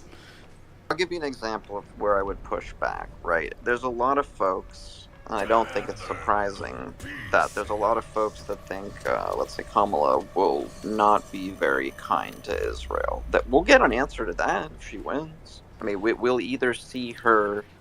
You'll get an Embrace. answer to that, but then you'll get those people going, well, he would have been worse. And unfortunately, the only way to know would be if he had won and you got to see it play out. So, like, there's always going to be the plausible deniability element to it. Yeah, no. I'm not pushing back on that. I'm just saying we will get it. I mean, Oh, we yeah, will yeah, get you answers will get an and answer to- wonder about the candidates, right? I mean, let me put it this way: there's a lot of Jewish folk who they look at Trump and they're level one politics, meaning they see him say Israel good, Hamas bad, so they assume that's his position. But there's a lot of people in the Jewish community who are saying, what if it's all a ruse? Right? Like, what if he gets elected and the first thing he does is kind of pull a Ukrainian, Russia type comment on Israel, which is, look, Oh, he these could. guys are going to have to Absolutely learn could. to get along, and then just, go from there. Which would be a complete backtracking of his point he made in the debate with Kamala, right, where he just flat out said, like, first in the Joe Biden debate, he made the point that we should just let Israel finish the job, period, full stop. And in the Kamala debate, he just screamed into the mic, right, like, if she gets elected, Israel will be destroyed in 2 years. I mean, he's no stranger to backpedaling, so there's no telling. There really isn't. It's Honestly, I mean, I impossible think- to predict because of the fact that he seems to hold no belief. It's just whatever gets me ahead. And I don't mean that in the sense that, like, I mean, all politicians will lie to a degree in order to, get ahead. I mean, he holds no actual belief, as in he doesn't care about the outcome. Not only will he say whatever needs to be said, but he'll follow through on whatever thing he said because he doesn't care. Clarify the outcome. You mean the outcome of the race or the outcome of the war? The outcome of whatever thing he's debating, not just the race, the war, or economics, like whatever thing. If he said a crazy thing and, no one's like he'll follow through, he probably would. Like, that's the difference between him and other politicians, is they'll say, other politicians will make promises knowing full well they're never going to follow through on them. This is what I got to say to win the race. I can, probably give them some of it, not all of it, or none of it. I said what I got to say. They're asking for an impossible thing, so I'll just tell them, sure, I'll try what they want to hear Can I in actually order to push get their back on vote. that real quick? Yeah. I mean, and this might be a bit obtuse, right? I kind of feel like saying it might be a bit of, obtuse and esoteric here, but I don't think Kamala is saying, quote, what she needs to say to win. I think I don't mean her in particular. I'm talking like politicians in general. Well, let me take it a step further then. I don't think a lot of politicians right now are saying, quote, what they need to say. I think they're saying things that virtue signal their allegiance to whatever respective far group of their side they're on, both on the right and the left. Does that make sense? It does. Like, let me say it very bluntly. For Kamala, it's trying to appease pro-Hamasnik lunatics is not a good way to hold the majority of your constituency or even swing fence sitters to your side. And on Trump's side, right, you can make a million parallels. An easy one would be not embracing Obama's position on Islam and kind of doubling down on his rhetoric that, Islam is going to get us all killed. Now, whether or not he's correct aside, right, I mean, it would be very good for him to secure more votes by just taking a, hey, all religions are great position, because the only people he's really appeasing at this point by saying Islam is evil are the radical right people who essentially boil down to neo-Nazis who hate everyone that's not them, right? Because if you're talking about the majority of Americans with their lack of knowledge about the religion, the aforementioned that's religion, most. Islam, Yeah. that you should be appealing to them. So appealing to far-left Hamasnik radicals and far-right anti-Islam neo-Nazi, it's not really the way. Well, I meant more like a prime example, like tariffs is it's a word that they love to bring up that most Americans don't have no idea what the fuck tariff is. Like your average everyday person could tell you what a tariff is or how it works. The difference between like Trump and Kamala is Kamala will say things about tariffs and talking about what you'll do, knowing damn well that if I actually do tariff China, it's going to make the economy worse. We're going to be the ones paying for it. But saying this thing will get people to be like, oh, good, fuck China. Yeah, like it's an easy way to get. Difference between her and Trump is Trump will say it and then actually want to do it because he also doesn't know how tariffs work. So he's not just saying the thing. He honestly believes that they would be better without any reason why. He just doesn't know how they work. Yeah, but see, And this is where his ego won't allow him to admit that, look, I don't know how this works. I think it'll help. Oh, why okay. did So that? let me give some pushback here, right? I think I try to be ubiquitously. I don't even know if I'm going to use the right words. I try to hate both sides equally. Let me push back on that. Yeah. Okay, here's level 1 politics. Kamala is dumb and Trump is nuts. Okay, that's level 1 politics. Right? Kamala is a nice, honorable person. Trump is a despicable, mean person. These are level 1 politics. Yeah, Here's yeah. level 2 politics. Baby takes. Neither one of them are dumb.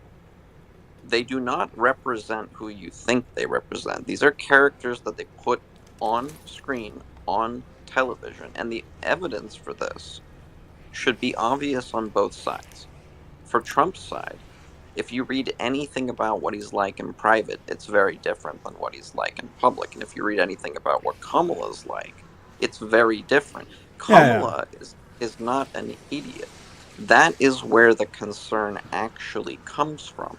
Because if you have a really smart person acting like and forgive me for sounding rude here, acting a bit dumb, to conceal her obvious ability to answer questions directly, right, then you have a population that goes, there's no way she's not smart enough to know what the question someone just asked her was and give a direct answer, but she won't. Right, that this is a concern that a lot of people have, and it ties us back to the in retrospect kind of thing. Well, why did people not vote for her if Trump wins? Well, because they want a straight answer out of the person they believe to be the good guy, and it's very... No, they want a straight answer out of the person that they're against because they... the other side wants straight answers out of Trump. I would say the difference is I genuinely believe Trump is a moron. I genuinely believe that he is a lower IQ individual. I don't think that he's like hiding his power level. Like I think he's genuinely stupid. Why do you think that? I'm not even just looking at the way he talks, which just hearing him talk about things, but you can go back to like videos of him way before he was ever involved in politics when he'd have no reason to lie about that thing and he's just doing interviews from like the 80s. And he's just as dumb then as he is now. He's showing a lack of knowledge for things he should have knowledge in, and he had no reason to lie about it back then. In fact, doing so would hurt his business, his brand, would be like there's zero benefit to acting dumb. Like right now, sure, there's a benefit to it. He's playing, you can argue he's playing politics. What political game was he playing in the 80s with these interviews though, where he's saying things just as dumb? Where he's showing a general lack of understanding for businesses he's supposed to be running, for industries he's supposed to be making his fortune in. See, here's the thing I think you're doing, and forgive me for putting words in your mouth, or not words in your mouth, but making a statement about what you think without just, acknowledging what you said. Here, let me just stop reading around the bush. He's dumb because he acts dumb is exactly what a person pretending to be a fool would want you to think. Well, no, I don't think he's dumb because he acts dumb. I think he's dumb because he's displaying a lack of intelligence. It's not acting. That's the difference. I don't believe he's acting dumb. I think that is who he is. I think he's giving honest Let me ask- answers. let They're me just reverse not it. intelligent. Let me reverse it for a second. Do you think the way Kamala laughs, like how she laughs in private when she's No, watching I TV, mean those are fake laughs, sure. But with Trump, I don't believe it's fake. There's a consistency to his lack of intelligence. No one keeps the ruse up for that long. I mean, you're talking decades upon decades with no slip up. Doesn't happen. I think he's just genuinely dumb. I think he's genuinely ignorant.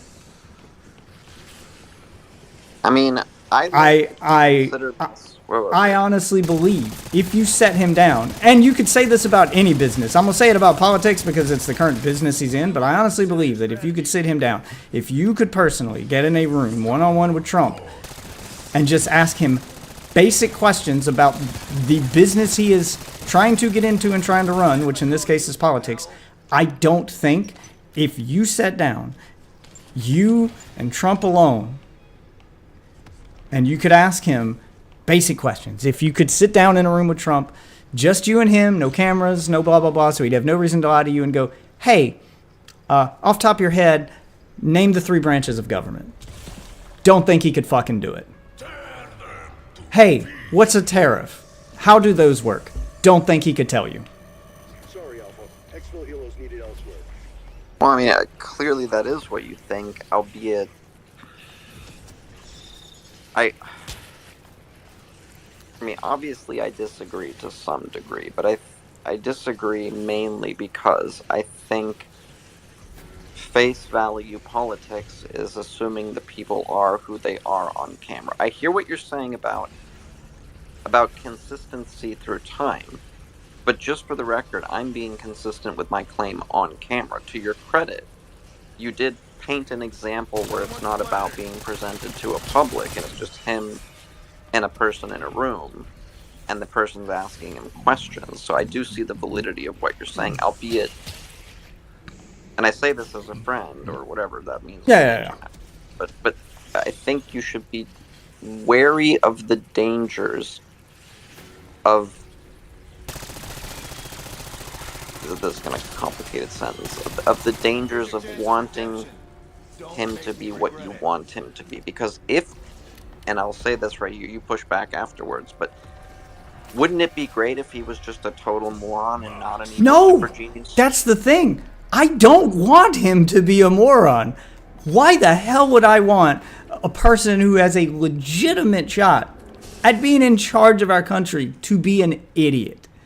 Well, but, no, I know it's rhetorical, Death. But Yeah, but the answer would be because then it's very easy to say he's a buffoon.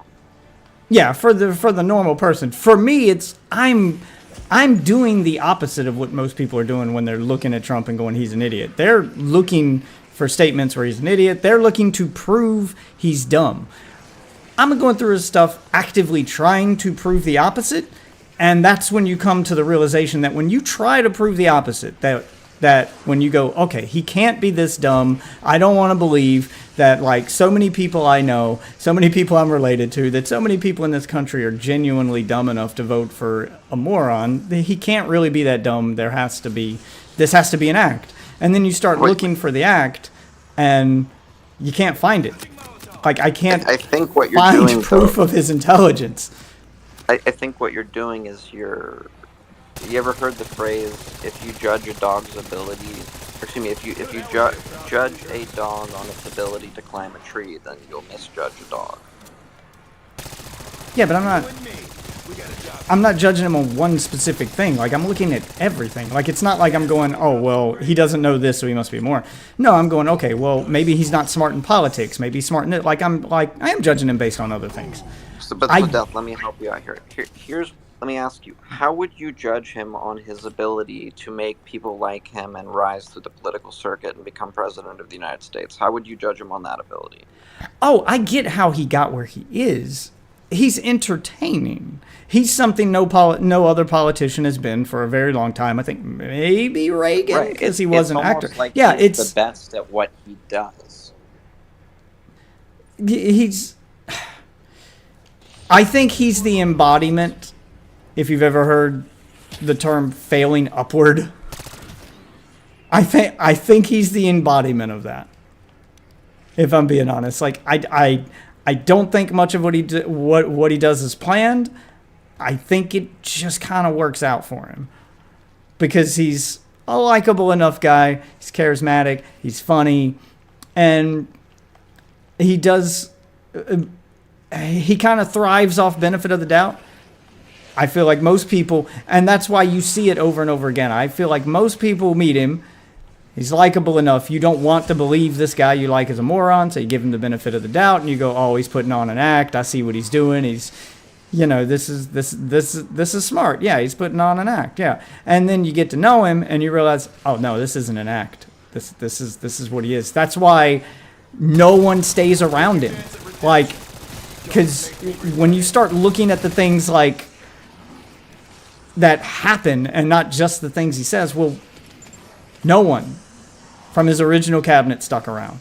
No one who's supposed to be friends with him sticks around. He has no consistent friends. None of his relationships work out. None of his employees stick around. None of his businesses work. Like, even if you're lying to put forth a persona, then the real world actions wouldn't match the persona, but they do. No one stays around him. And then you look at interviews from these people who have worked with him, who have been friends with him, and they'll pretty much say exactly what I'm saying. I thought this, and I gave him the benefit of the doubt, and it turns out I was wrong. He is a moron. He is this thing.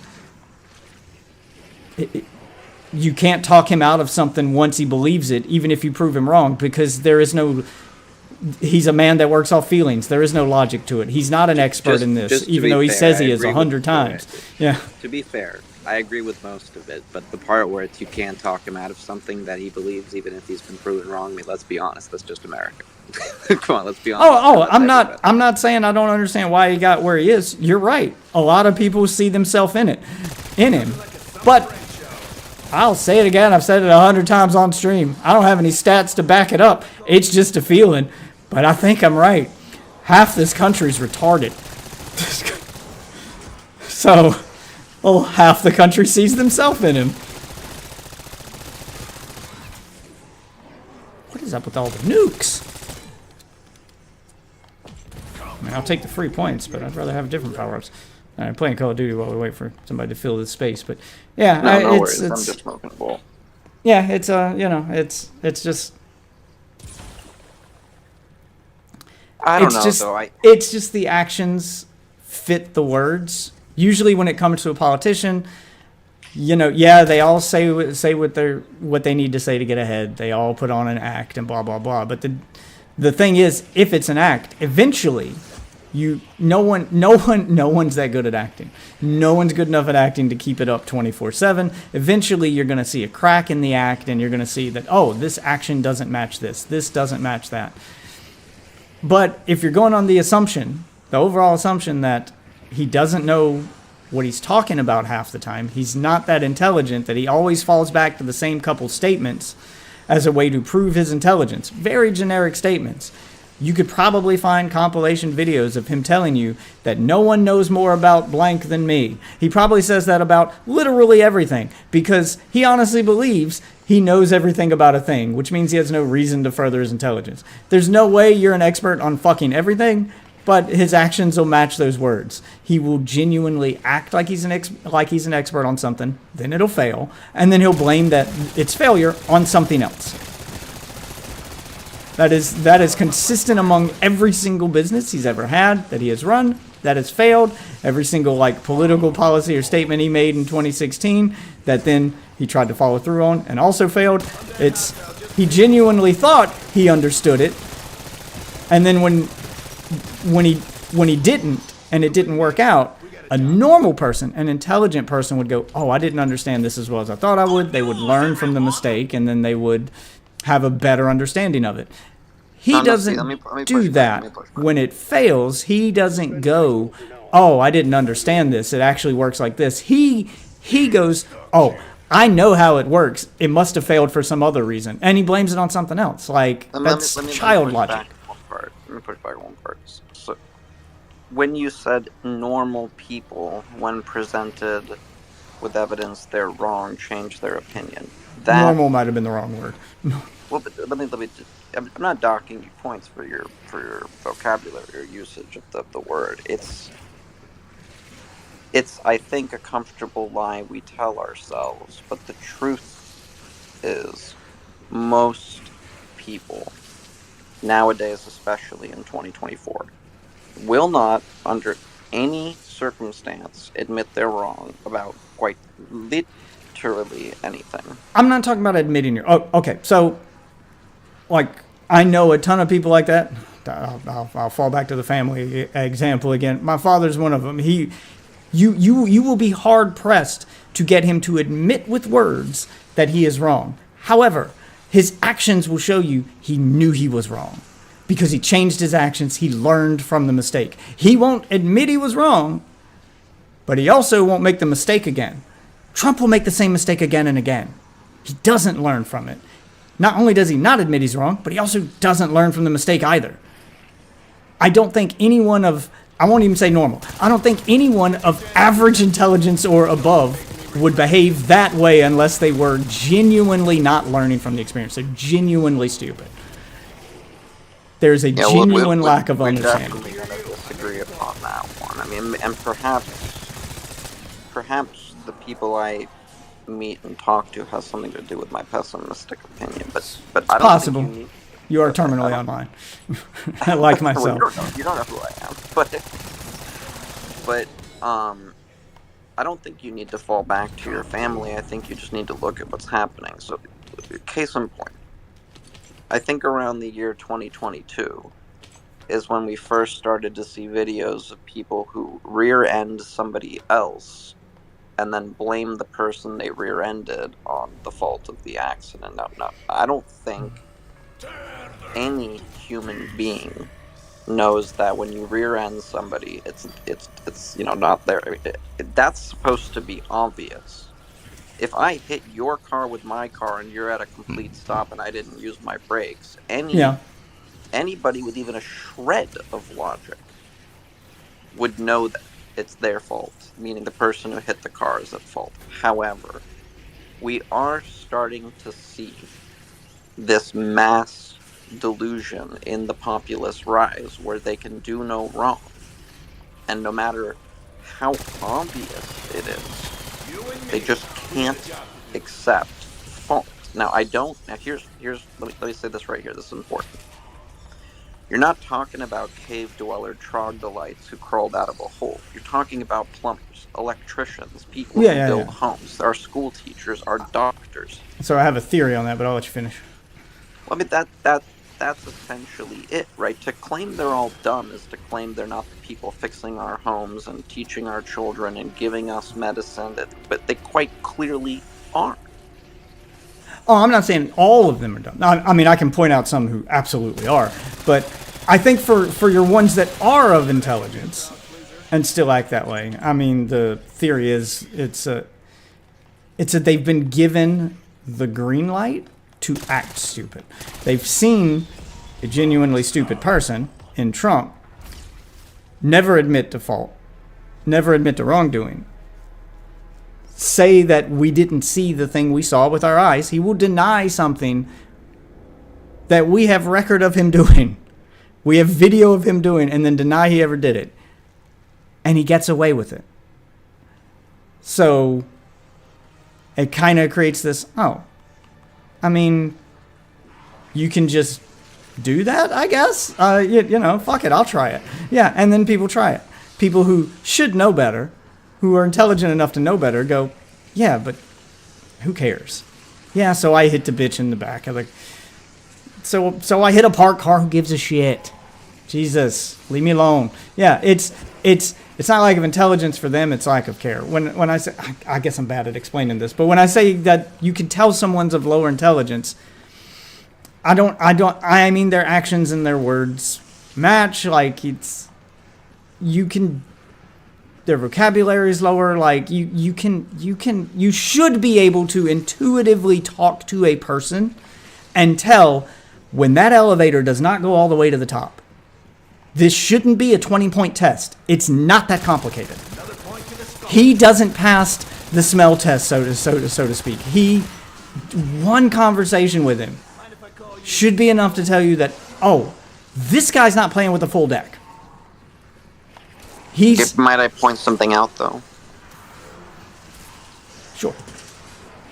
Just because I haven't updated the drivers on my up-to-date, most modern GTX 4080 Ti liquid-cooled video card doesn't mean that the raw capacity of the card is low. What I'm trying to say is there are a lot of people out there who are incredibly ignorant to the knowledge that humanity possesses, and yet their ability, like I consider myself in a lot of ways one of these people. Clearly I have the RAM, okay, to articulate sentences decently well and keep up with conversations, but I am ignorant to quite a lot of things. I can't fix my pipes. Yeah, but I'm not talking about ignorance. Okay, yes, you are ignorant to how to do a thing.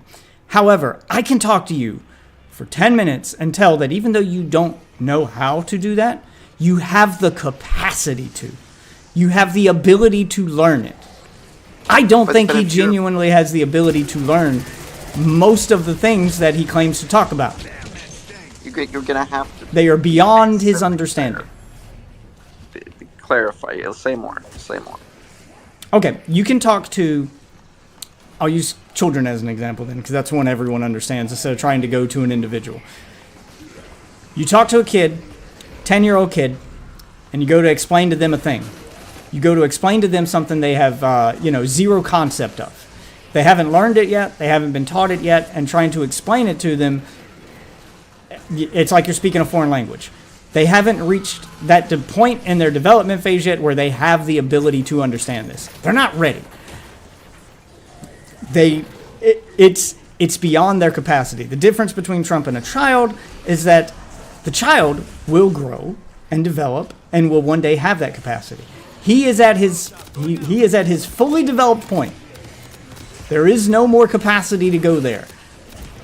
He has filled up all his RAM slots. There's no adding more RAM to this computer.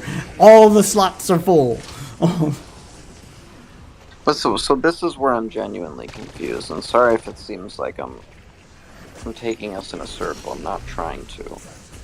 I'm gonna give you 3 options and pick one if it works. Okay, Trump is A, just completely dumb.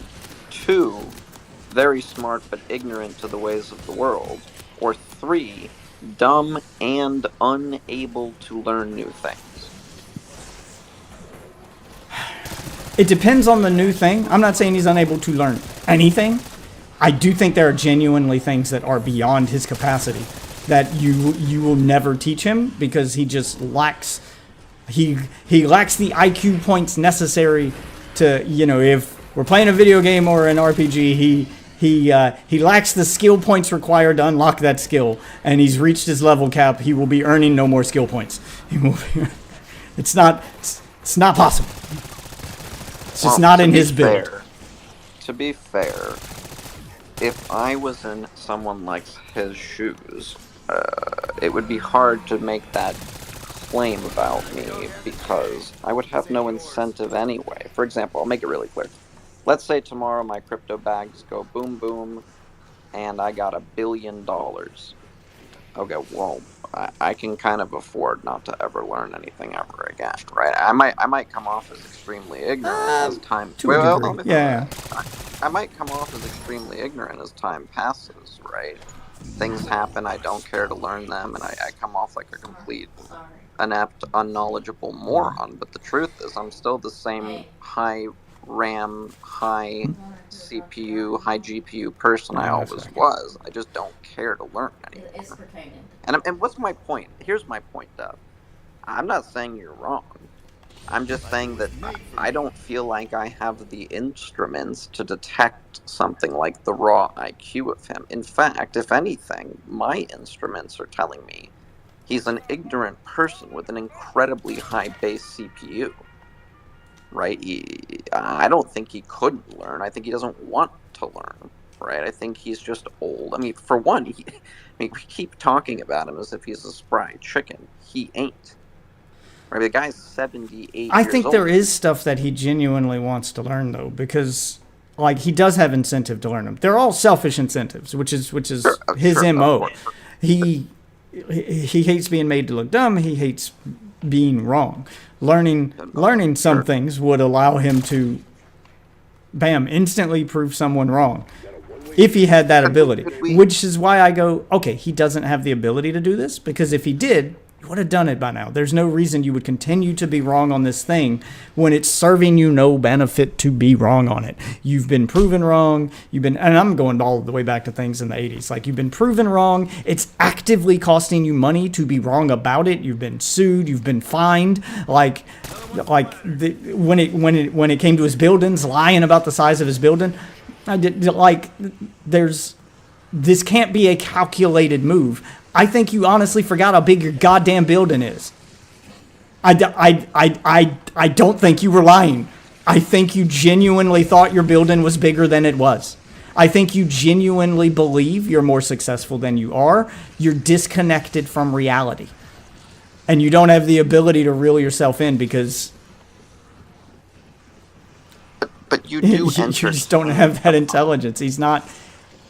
His isn't just he's ignorant and didn't learn. These are things he should know. He doesn't have the capacity to learn. He has failed upwards.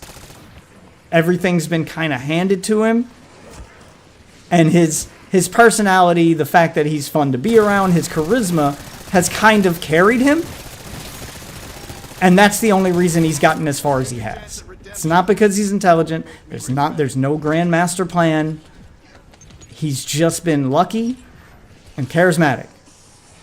You were lucky in that you were born to a millionaire father who gave you millions of dollars, which you burned through in bad investments. And then he allowed you to have more to invest again. Even someone with zero understanding of how, I'll go to your business. Even someone with zero understanding of crypto, they're just investing randomly into crypto with money. Given enough money and time, eventually they'll get lucky. No, that's definitely not true. For all the people listening out there, do not think. Fine. I think you're wrong. Eventually, I feel one of them would get, but I'll change it. I'll change it then to gambling. Given enough money and time, eventually pulling the lever will result in a win. He is the real life example of that. His dad kept giving him money to invest until eventually the lever pulled a win. There was no business. There was no intelligence. There was no plan. There was none of that. He's just gotten lucky. If he were born to anyone else, he'd be driving a fucking garbage truck. And that's if I'm being generous, because he had trouble climbing in and understanding how to work an actual garbage truck. Good news, everyone! To the good news, everyone came up at the perfect time. Yeah, I mean, I get your play. I'm giving you the benefit of the doubt right now and saying you're playing devil's advocate for the sake of argument. You can't possibly believe that he's not a moron. Let's sit down. I don't think you believe that. No. What I'm saying, I should be very clear here. I don't want to be the pro bono Trump lawyer. What I'm genuinely saying, truly, is I am willing to entertain the possibility of a person acting less intelligent than they actually are. I'm not saying that. I get that. I'm just wondering. I'm saying I don't know. I'm just wondering at what point. What I'm getting at is at what point. Like, where's the point we have to hit where we accept reality and admit the obvious? That is, he's a fucking idiot. It's obvious. I don't know how else to explain it. It should be that obvious. It's like trying to explain to someone water is fucking wet. Like, at this point, how do you do that? if they're not willing to admit water's wet? It's so fucking obvious. It warrants no explanation. Well, but just for the record, I wouldn't be entertaining the idea No. that I am if I took the position you You just. read his you just thesis put out. book, it kind of explains it. I mean, if I could take that position with a lot of people, but I don't for a good reason. I think the phrase "stupid like a fox" applies to a lot more people than we'd like to hear.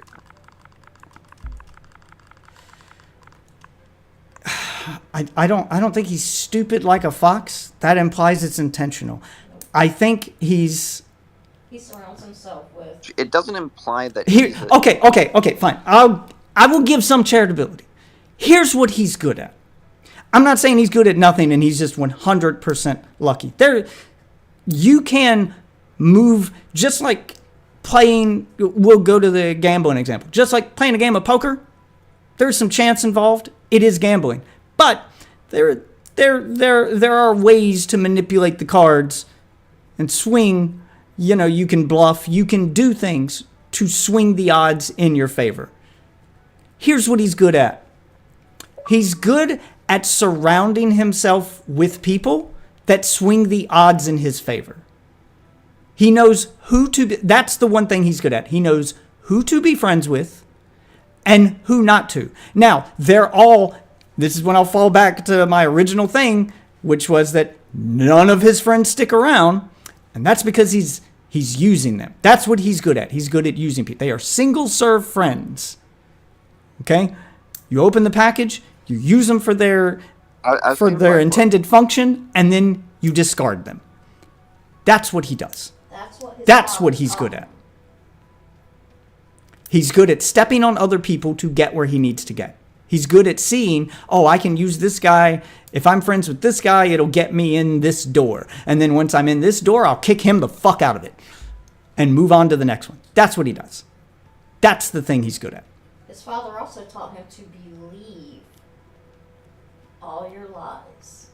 And if you believe I'm it'll listening. happen I didn't know enough, you're done. it will. Oh, yeah, I'm done. Sorry, my wife was talking to me. Look, here's my dilemma with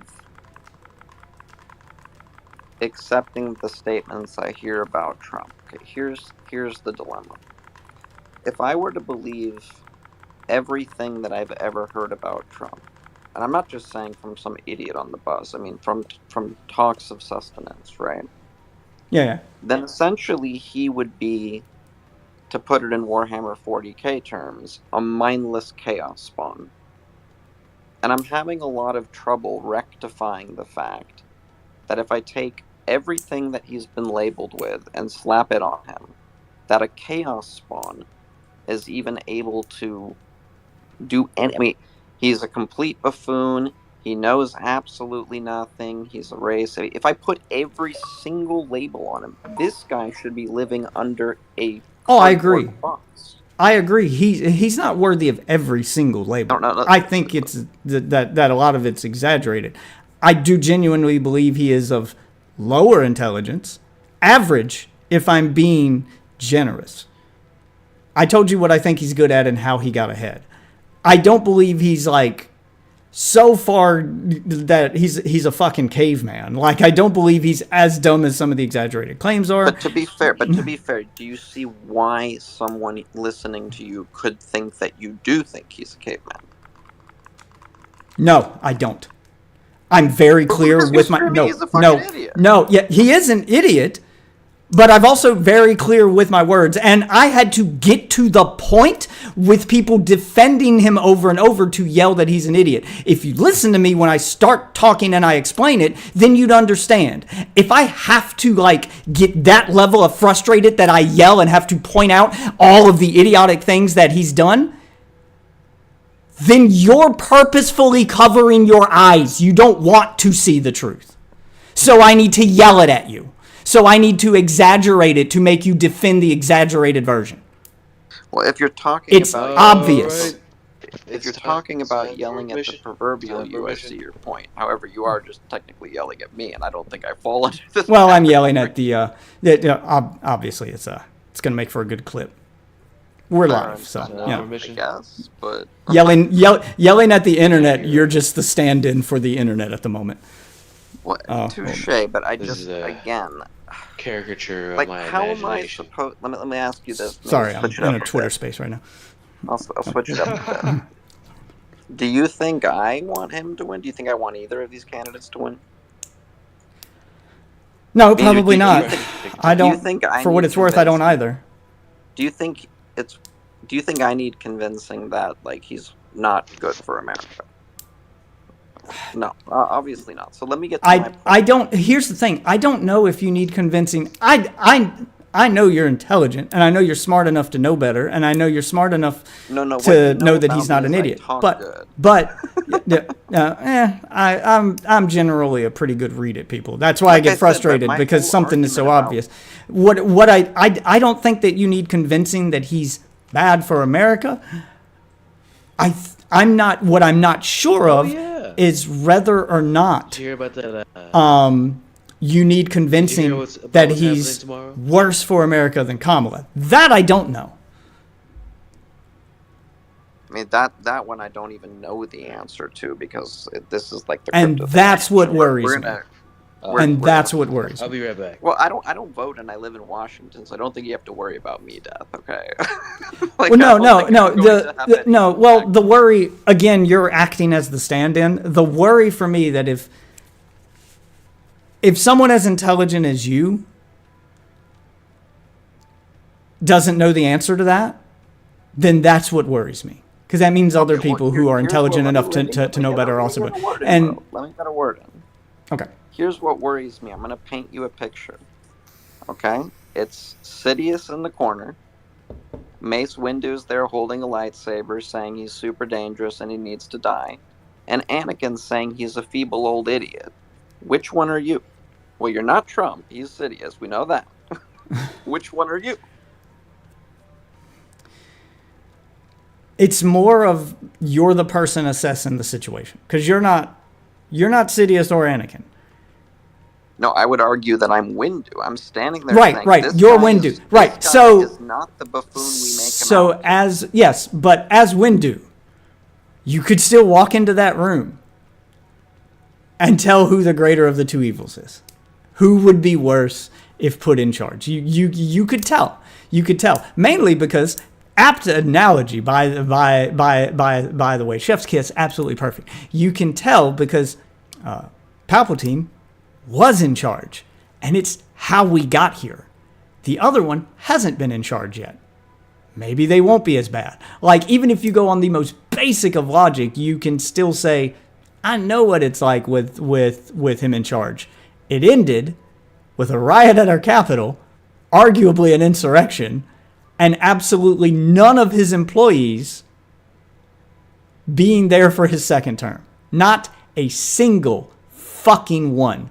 If you walked into any company on the fucking planet that was run the way he ran the country, where within 4 years' time the entirety of the staff had been replaced, you'd see a sinking ship and you wouldn't work there. So let me respond to something in there. So I can see why you're concerned. It's gonna be like 30 seconds. Give me a mic here, but I can see why you're concerned that I won't concede that he will be worse for the country than Kamala. I can see where your concern comes from. However, I don't know how much rapport I have with you, but I will tell you what I honestly think. I think it depends, and here's what I mean by that. Oh yeah, If please you do haven't elaborate. figured it out, if you haven't figured it out based on our other talks, I'm extremely worried about how certain political figures are viewing the Middle Eastern conflict right now. Now, for the record, Trump would get elected, he could fuck it up in a week. Right? For all I know, he just immediately tells the American military to bomb Iran without any hesitation and doesn't even try to do it strategically, and before you know it, the entire Middle East is engulfed in a war. That could happen.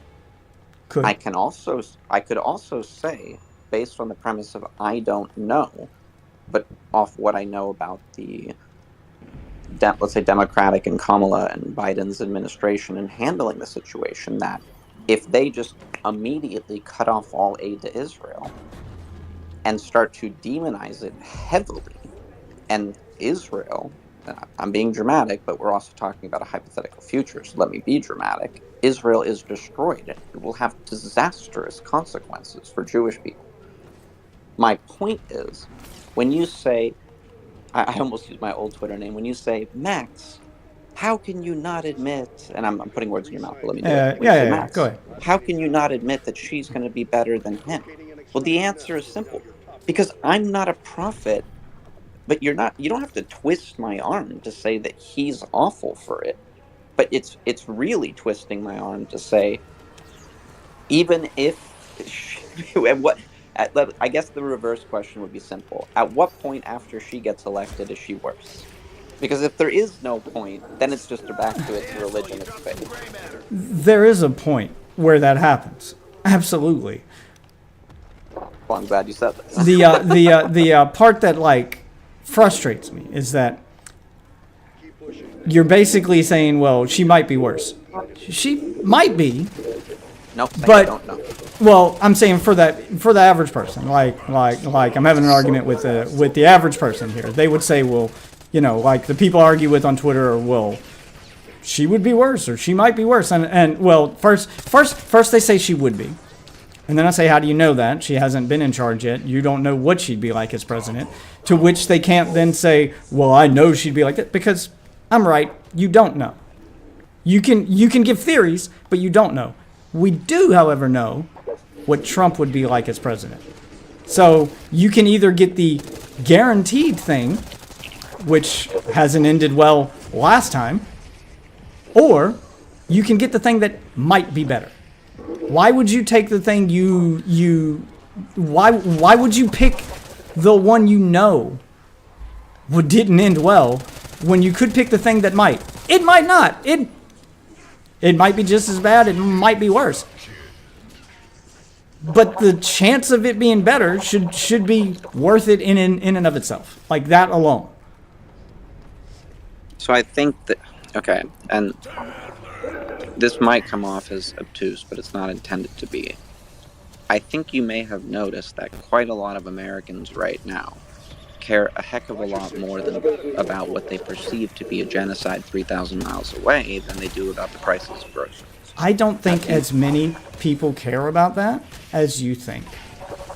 Well, let me just finish the thought, though, right? Because I'm not saying how many. I'm saying I think there might be a decent amount, right? But sure. Do you see how, for people like that, how he ran the economic policies of America make absolutely no difference, because they essentially view her as someone who is enabling a genocide?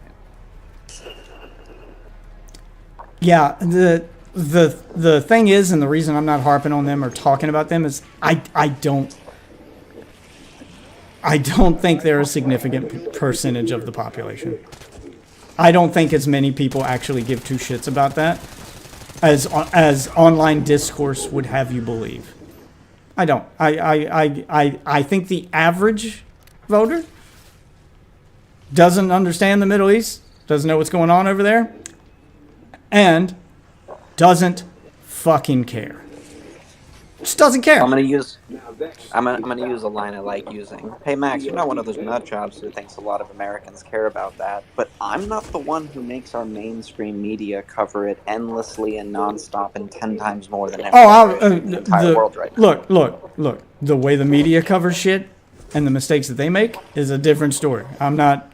That's another argument in and of itself.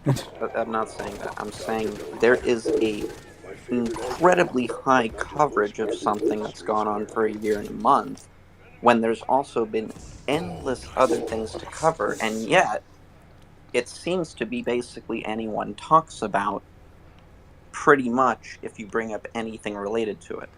Setting waypoint. It's all anyone talks about online. I guess that's the point I'm trying to make, is that online discourse does not match real life discourse. Well, let me fire back at that one real quick. That's what I used to think too, until about 40% of America didn't get vaccinated. The worst mistake the Biden administration ever made, in my opinion, as it pertains to Corona, is That's okay. Disingenuous. Let me finish the thought, though. That's not the same. That doesn't apply though. That's gonna attract some Well, attention. if it doesn't apply, then it doesn't. But let me just finish the thought. The worst mistake they made was labeling anti-vaxxers as, quote, just some people on the internet. Yeah, I'll agree. No, and again, I'm not saying I know. I don't. I really don't.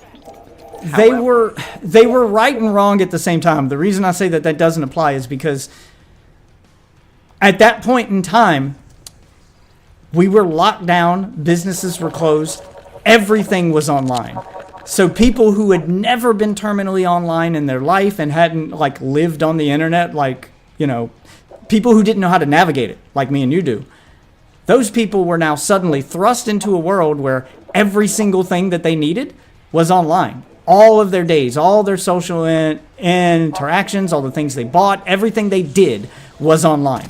People who weren't used to that. So then they're exposed to conspiracy theories that led them to be anti-vaxxers. They didn't know how to navigate truth from fiction. Like, all of that was new to them. In a normal world where people aren't locked down, where the vast majority of the population, over 40%, that same 40% of people are not terminally online. They're living normal lives again. Well, now those rules don't apply. And they probably wouldn't have become anti-vax. And they probably won't fall for, you know, they won't go down most of those internet rabbit holes that you know, lead people to seemingly care about things or make you believe that they care about things that aren't even really issues. Such as the Middle East stuff. Well, let me just say this right here, because again, I can't defeat your argument because I don't have the sufficient evidence to disprove what your claim is, which is they probably wouldn't be locked down the same rabbit holes because they're not stuck inside their houses and just constantly online, right? To your credit, that was a really good counterpoint. I feel a lot of pressure from it, but that being said, right? If you look at the mainstream news and how they cover things now, it seems to me an echoing of what is said on X first. Let's not pretend that the claim that 340,000 people are now dead based on a Lancet article, which is pushed by some major mainstream news networks and fed to the normies who are not terminally online. Let's not pretend that didn't come from momentum on X, right? Nobody would be reporting Peanut the squirrel in the mainstream news if he didn't have a million tweets on Twitter in the last 2 days. I mean, X is the number one, quote, news platform on your phone. I could be wrong, but I sure as shit didn't make that the number one news network. Right? I mean, you see what I'm saying. So I could definitely be wrong here, but you see why my fear that essentially online now determines reality is to a point. But when I say like people don't, like your average everyday person doesn't care about the Israel-Palestine stuff, it's not even that it's being covered all of the time. It's that they don't know enough about it to care, and the coverage is like so confusing that if you ask them to take a position, they'd be like, I don't, which one? Like, they need something simple. This is why all of the propaganda during World War II worked, because Nazi bad, they're the villain. They need a villain. There's no clear villain here. So to the average everyday person who's not following... Japan too.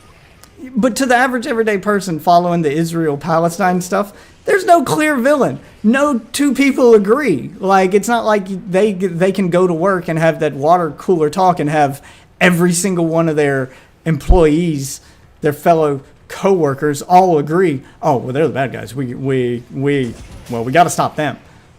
So there's no consensus. And when there's no consensus and you want them to sort it out on their own, then they'll try a little bit. And then when they realize, oh, I can't figure this out. Then they stop caring. Once they're like, I don't care who the good guy is. I don't care who the bad guy is. I don't know anybody over there. I don't have a dog in this race. That's a popular one. Joe Rogan loves to repeat, I don't have a dog in this race. They just default back to, I don't care. I don't care. And yet, and sorry if I seem like a pressing douchebag here, but and yet, Joe Rogan himself on his own podcast echoed the Hamas talking points, which he inevitably got from social media. Right. Well, I'm using him as a stand-in for the average person. The average person isn't going to repeat terrorist talking points. They're going to stop where Joe Rogan should have, which was the I don't care. Joe Rogan keeps talking and keeps doing stuff because it's making him millions of dollars. It's his job. The average everyday person isn't getting paid to talk about shit. So their conversation's going to end with I don't care. They're not going to go any further. That has not been my experience, but I respect your position. I mean, it's absolutely been mine. I don't know. Maybe it's because you live in Washington. I live in the fucking South. And I can tell you that I haven't talked to a single redneck who spends his days hunting and fishing, giving two fucks about Israel or Palestine, nor could they tell you anything about it. And they don't care to learn. They just don't care. They just don't give a fuck. Well, again, I'm not. They are quote unquote brown people problems that don't affect me. I don't care. In fact, most of them wish they would talk about something else because they don't care about that. I mean, I certainly can't use. I mean, I haven't lived in Washington for more than 3 months, but I certainly can't use my anecdotal life experiences. I do think it's. I mean, I hate falling back to anecdote. It's just this is one of those things that like anyone who lives in the South doesn't need to be told this. They don't need to be shown evidence. It's one of those things that's just come hang out, come visit here, and just talk to 10 random people. Like it becomes obvious. I lived in Houston for 2 years. And I'm a little bit aware of what Texans are like. I mean, I'm not in Texas, but I mean, I don't know. I don't know what Houston's like. I know Texas has those areas that are. I know Texas has areas that go against the grain, that go against the norm, especially because a lot of celebrities are moving there and blah blah blah. Like Texas has its progressive towns. Like, you talk to people in Texas who aren't in Houston, who aren't in Dallas, who aren't in the big city, and talk to them, and they're like, oh, yeah, we don't go there. That's where that's where the Dems live. So they have those, like, cities that have been overtaken by groups that they're not part of and don't speak for them. You go to... Georgia's kind of the same way. Like, you go to Atlanta, maybe it's probably different, but in most southern states, they don't have a Houston, they don't have a Dallas. They're pretty much like that in the whole state. Like you go to South Carolina, it's gonna be pretty consistent. It's gonna be across the board. Just off topic. You go to Alabama. Yeah. I sent you a DM so you can switch up the title of the room. Just because if you change it every now and then, you might pull more people in, and I think that one will piss more people off to get them in here. So if you want to change it to that. Yeah. After this match, I've somehow got roped into because I had a friend join, and then I thought he was going to play with me, and then he left. Ah. So. Well, anyway, I mean, I'm not sure how much progress we'll make on the previous vein of thought. You want to switch it up? Sure. I mean, I'm just. It's good practice for me because I have trouble trying to substantiate or prove things that I feel should be fairly obvious, that they're so true and obvious that I have trouble explaining them because they're things that don't feel like they need explanation. I mean, far be it from me to go back into the previous hole, but I think polls show that Americans do have some quite strong feelings, especially the younger you get. Where are the polls? Yeah, the polls I take with a grain of salt in general, because where did you conduct this poll? Do you trust Pew poll? I don't trust like any blanket poll. Like if you show me a poll, I'll trust it if I can look at it. But I look at the polls on an individual basis. I don't care who conducted said poll. I want to know how you conducted said poll. Because if you're going to tell me, well, polls show that most Americans agree on this, and you only polled people in the most progressive city in the country, well, they're not speaking for most Americans. You can't judge the entire country on a poll you conducted in one city. Whether it be the most progressive city or the most non-progressive or just an average city. No one city speaks for every other city. In order to get an actual national poll that's accurate, you would have to get an average from at least the biggest 2 cities in every state. And then average them out. If you trust Pew polls. So Pew polling is, considered one of the most reputable. Pew Research Center. So I didn't know if you ever read those or you trusted. That's why I asked. I'm not just going to trust an organization based on their name. I'm probably more likely to. I'm probably more likely to, but I would have to look at an individual poll they conducted and how they conducted it. Even if they've got a good reputation, they could still do a bad poll. I'd have to look at the individual poll. I understand that. I'm not saying you should trust me, bro, based on names. I asked because it is considered by most to be one of the last unbiased places. I'm sure they have a good reputation. Yeah. I'm sure they've got a good. Even Fox News could conduct a good poll. What I'm saying is, I don't care who's conducting the poll. I care how the poll is conducted. So when you ask me a question like, "Well, do you trust Pew polls? Do you trust Fox News polls? I don't know. Which poll are you referring to? I need to look at the individual poll." Yeah, I got that. What you're saying is you don't care who does it. You care how it's done, and you want to see it. Am I correct? That's it. Yes, I care about the method used, the methodology. Now, what am I saying? You're asking me if I trust Pew polls. And why did I ask that? Reputation, I guess? Well, I tried to explain it. In the current climate, most people will not read any poll from anything they don't like, and ironically enough, Pew is one of the kind of last places out there that I think the majority of people don't think has been corrupted. It's kind of like National Public Radio is still one of the only places that is clearly at least trying to be unbiased. Yeah, right? When NPR publishes something, it's not like... Yeah, you're describing you're describing their reputation, and it's great they have a good reputation. I'm just trying to say that as a good rule of thumb for me, and I think you had heard of them is my point.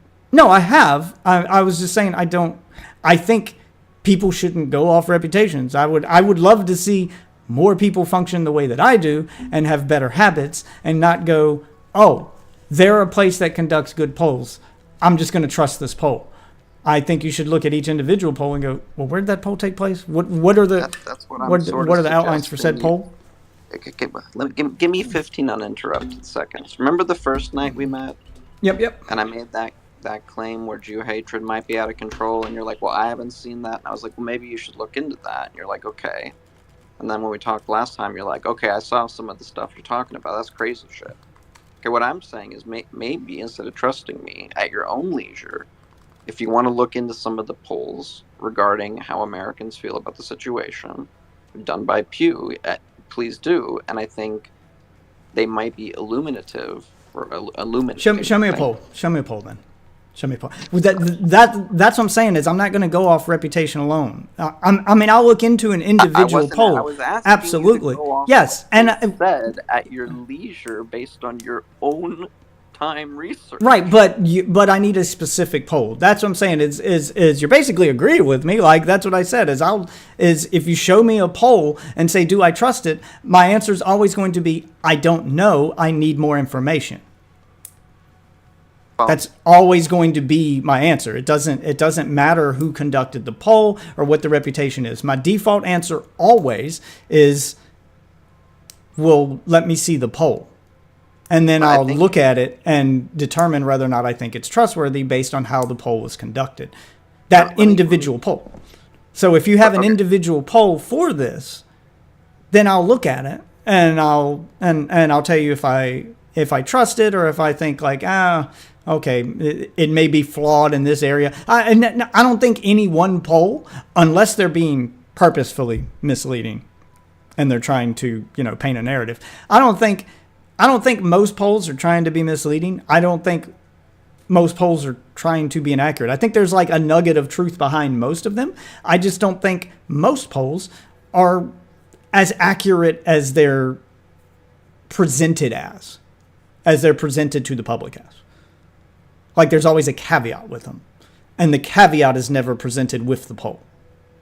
I hear what you're saying, bro. Like let me try to segue into something real quick. It seems like you mentioned the first time we talked, that was your first Twitter space, yeah? It was. Yeah, well, that was my first time I wasn't in the Twitch room, but I'm just going to say I was, because I kind of was, right? Like I was on your stream or whatever. I think the longer you spend in Twitter spaces, granted, you've only had me and that one other guy as like a basis of comparison. But so far. We're a lot more.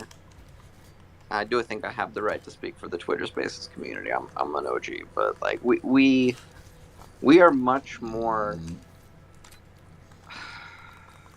We are much more. We're gonna see each other again next time. So if you want to look at something at your own leisure, go for it, bro. But it's not me. I just want to be clarify what I'm not saying. I'm not saying, Death, you're wrong because the polls prove it. And let me show you those polls to prove it. I'm saying like, not that. Just to clarify what I'm not saying. Right? No, I'm not saying you were saying that. I was like, I get you're not doing that. I was more or less just for the sake. Culture over here. I was way more lax. Yeah. I mean, I lived in Seattle for a bit until some shit happened. But not Washington culture, Twitter space culture. Oh, Twitter space. Yeah. Well, I was more doing it for the sake of content of this will be a good way to show to anyone watching or anyone who may stumble across the YouTube video. This is a good way to show them what my process is. So give me a poll, and I'll look at it and go over it, and I'll show that okay, this is how I determine, so that I can. My goal is to teach those habits to others so that they don't just blindly trust me or blindly trust a poll. I don't think the poll, quote, proves anything about the overarching claim you were making, which is most people don't give a shit about the Middle East conflict, whereas I obviously hold the opposite opinion. I was just saying it in the spirit of trying to illuminate resources for one's own personal growth on the subject, right? Like I'm not. It doesn't matter if I even show you 10 polls because I'm not going to be able to prove with those. Okay, if I can break down, Americans care about it. One more thing. We came to this from originally my comment about how Kamala or Trump could do things that would affect the Middle East terribly. And obviously when you're me and you think that Americans care about that, you could see a point to be made in how one could win or lose an election, regardless of their dumbness or ignorance or inability to run an economy. If I could give like a blanket statement then for like what I would consider a general rule of thumb and how these are all great talking points made for great debates and they're entertaining politics. But I think when it comes down to it, and people are alone in the voting booth, and they're staring at the piece of paper, and they have to make their decision. I'm going to default back to the psychology argument, which is most people, just by nature, are somewhat selfish. And when they're staring alone, uninfluenced in that booth, and they have to make a decision based on only their knowledge, they're only going to care about the things that affect them. And that's how they're going to make their decision. So what you're saying? Can I steal man it just to make sure I got it? Yeah, and that most people, and when I say most people, don't actually give a shit about that. It's great virtue signaling, and they want to look like good people and argue for the right side. But at the end of the day, the majority of Americans don't know anything about the Middle East, don't know anyone that lives there, and don't know how or even if any of those policies will directly affect them. And since they don't know, they generally don't care. Not really. They'll pretend they do. All right. But they let really me don't. Steal man it, yeah. Just to make sure I'm not misrepresenting it. Can I steal man it? Sure. So basically, what you're saying is the average folk in America, when they're thinking about who to vote for, they're thinking selfishly through a small lens of their own life, right? And they want to vote on issues that pertain to them, right? Yeah. They're also ignorant of the conflict far away, and so because of that ignorance, they don't really have any facts in their hand, and so they're just not really thinking about that when they make these decisions. That's what you're saying, right? Basically. Okay, now let me tell you that I agree with an asterisk. Here's my asterisk. They say, I want Americans to be better off and taken care of by their government because that's what affects me. That's what's going to affect my food prices, my housing, the things I care about.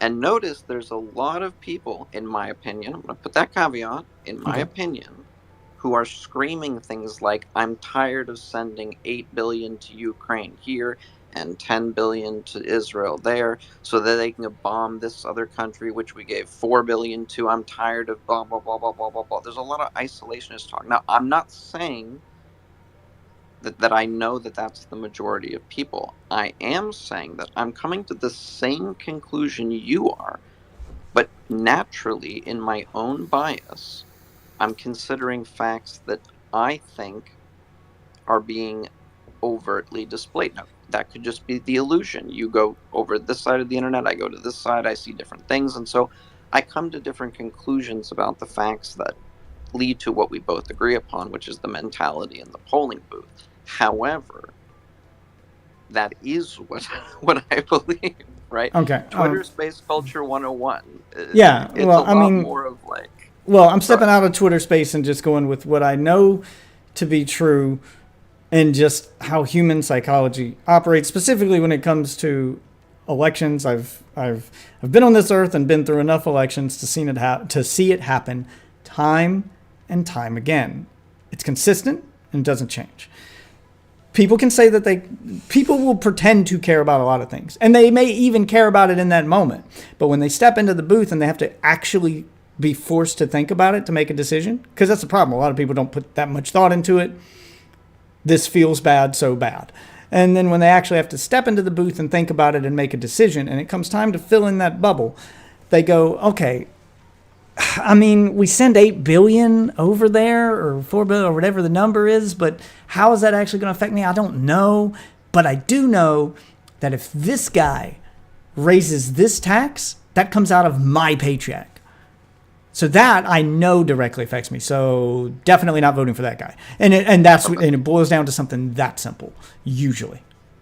Now, there are exceptions to the rule, but on average, that's it. That's what happens. I think I know what you're going to say, but maybe I'll be surprised. So I'm going to kick a dead horse once, and then I'm going to ask you your explanation, because I've given mine, I think, after this dead horse at least too many times. So one more dead horse.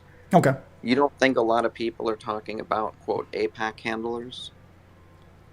I'm sure there's a lot of people talking about a lot of things. Whether or not they actually care about them is a different story. That's the problem with some of these polls. Let me rephrase my question. Do they believe AIPAC handlers are helping determine American policy? Do they believe in the Great Replacement theory? Do they believe that the vast majority?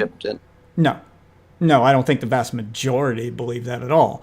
But that's the problem with these polls, is you can always point to a poll that proves your thing, especially when it comes to like opinions that are unpopular to say out loud. Like, a lot of people just won't say the true part out loud, especially if like asked to do it on record, which would be a poll. Like, you could go do a poll right now, and it doesn't matter what state or anywhere in the country. You could do the whole country.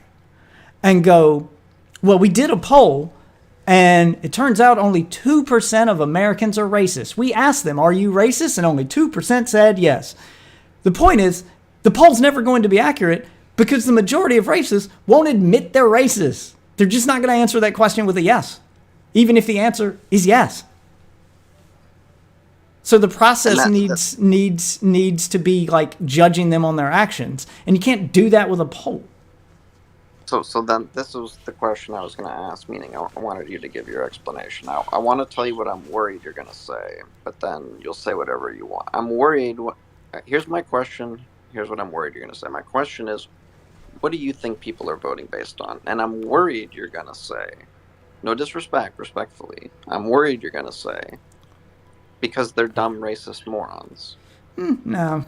I mean, that's not what I was going to say. What I'm going to say is most people are voting pretty much the way they've always voted.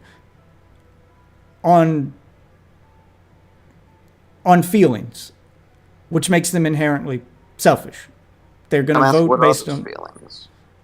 Like, what do they feel that makes them vote one way or the other is really the essence. I'm like, what are they thinking when they check the box? Feeling, thinking, like, I just want to know what your... Someone would have to be doing something. Something would have to. I'm not saying there aren't those single issue voters who care enough about a one thing that it overrides everything else. There are those people, but the vast majority of people who have to like factor in everything, it boils down to how does this affect me? And if it affects me badly, that feels bad. Don't do that. But welcome just the same. They're somewhat selfish.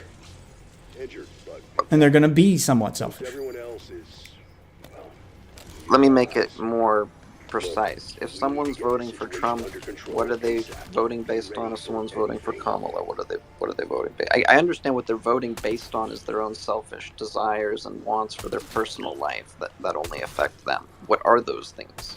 I'm not trying to play a word game. I'm genuinely trying to figure out what you think makes them tick in this election. Money. The same thing that it boils down to for most elections, which is taxes and economy.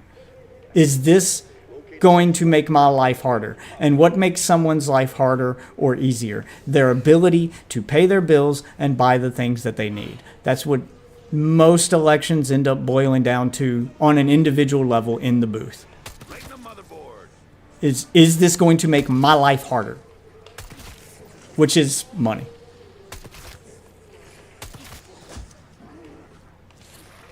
And I agree with that. The Israel-Palestine thing, that's a virtue signal. It makes me look like a good person to say I'm anti-genocide. Of course it does. But do you really care about it? Forgetting about that for a second. So essentially, if I'm to understand correctly, obviously money, but if someone were to vote for Trump, it means they think they're going to make more money with him as a president. If someone votes for Kamala, they'll think they'll have more money with her as the president. Not even more, but just even some people will vote if it means it's not about making money, it's about losing it. Like, they'll vote for the candidate who keeps things the same. If the opposite means I lose it.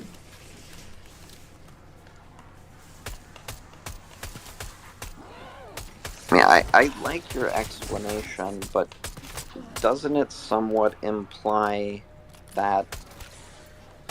Well, I guess I'll just say it more as a statement. It feels like what your position implies is that the entire debate that we watched between Kamala and Trump was just a facade hiding the proverbial money. Most debates are, yeah. On an individual level. On an individual level. I mean, if you want to know the honest takeaway the average everyday American has, that's what most debates are for them. For them, personally, yeah. That's what most of them are, is they're all just like, cool. It's entertaining to watch, but end of the day, their takeaway from those debates is, well, this one's good for the economy and this one's bad for the economy, and that affects me. Did I give you permission to look at me? They don't talk about the the Israel-Palestine stuff. They don't talk about. Most don't even talk about like even Okay, the, let me- like abortion stuff or the like it's. That's Will what I this was cost about me? to ask. Will Do this you cost me really- money? Hold on, I was literally just about to ask that, so thank you for bringing it up. I mean, and I think I know what you're gonna say, but and I mean, we obviously disagree upon this, and that's cool. But like, you really think women right now aren't picking candidates based on abortion rights? I mean, I'm sure some are, but I am speaking in very broad generalizations. I don't. am too. I think most women care about that issue. I don't think I'm not saying they don't care. I don't think the majority of them are using that as their deciding factor.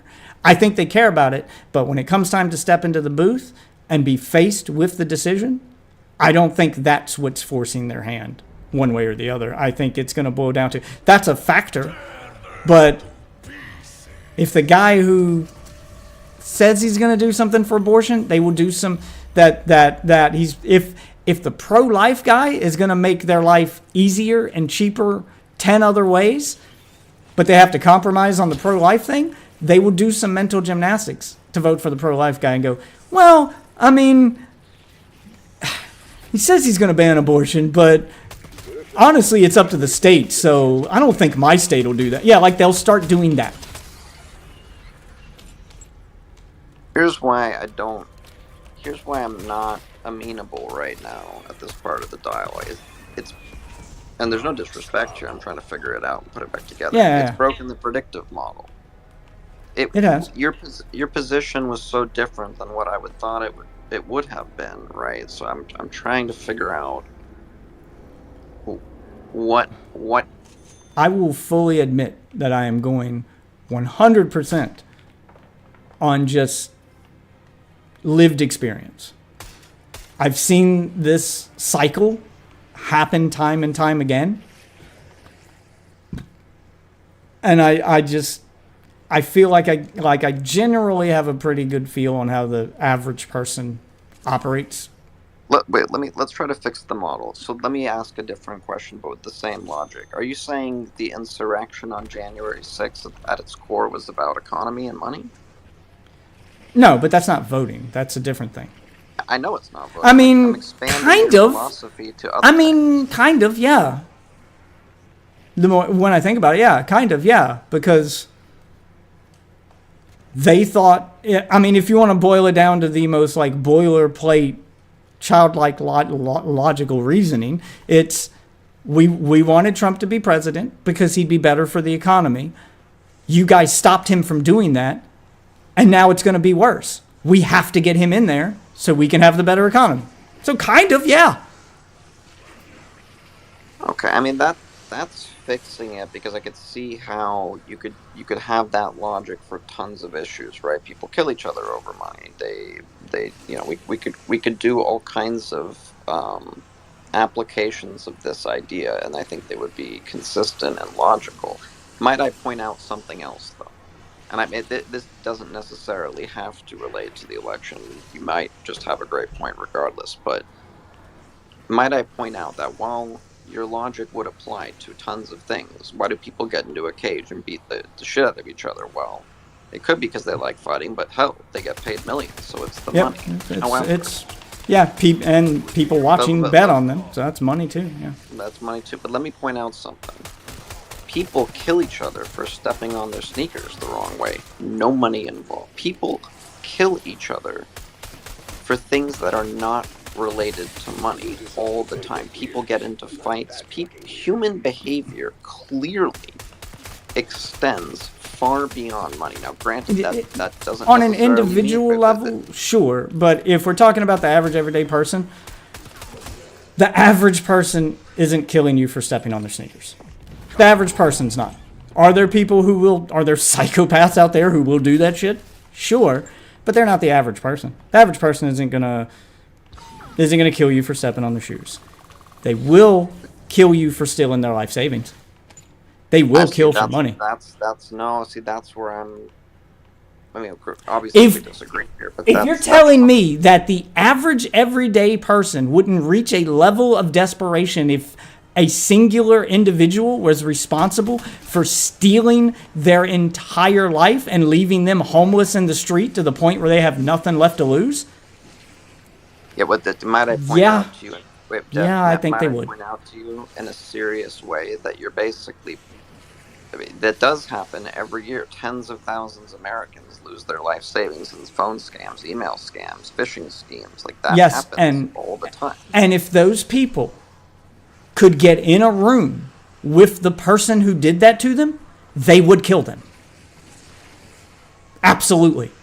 Notice, though, they're not even trying to get to that room. It's because dude's in Nigeria and they're homeless. They don't, right now, they're just trying They to have survive. nothing to lose. To the But point they where also don't. But they also don't have the means to pursue it either. They're struggling to just make it day to day because you've left them with nothing. If they had the Fair. mean and the ability to get to the person who put them in that situation, yes, I believe the average person would end them. Well, then let's put it pedal to the metal. If you were in said scenario, you're homeless, you have no money. Would you Yeah, I'd work kill to him. get money to go to Nigeria? No, I wouldn't work to get money to go to Nigeria. I'd start trying to pick up the pieces. What I'm saying is, if you're asking me, would they kill for money? And you're giving me a hypothetical, if given the opportunity to, would they? Like, no, I wouldn't go to Nigeria. I wouldn't work as a homeless guy trying to piece my life back together and spend what little money I'm getting to start working my way to Nigeria to get my revenge. But if you're asking me as a homeless guy while I'm working to get my shit back together, if I happen to bump into that guy, would I do something to him? Sure. If you put the opportunity in front of me, I would. Yeah. I think the obvious, you might be expecting this, but the obvious pushback is every day Americans sit in the courtroom of the people who murder their children, and very rarely do they try to leap past the bailiff.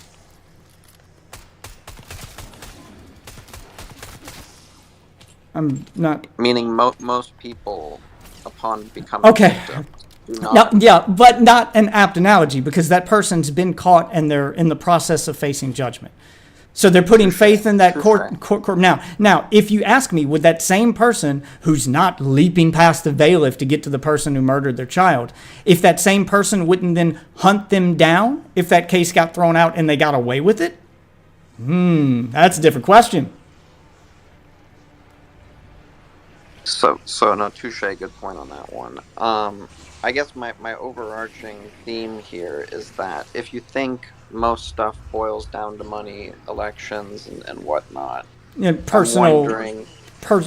rather not personal feelings, Yeah, no, basically. I understand. Yeah. I understand. I mean, again, I've been here. I've been listening. I guess what I'm trying to figure out with my overarching theme here is when do you think money falls second to principles? When someone has money. For instance, that's why I say the average American. The average American doesn't have enough money to put principles above money. When you have enough money, or as Joe Rogan would put it, when you have fuck you money, then you can care about things.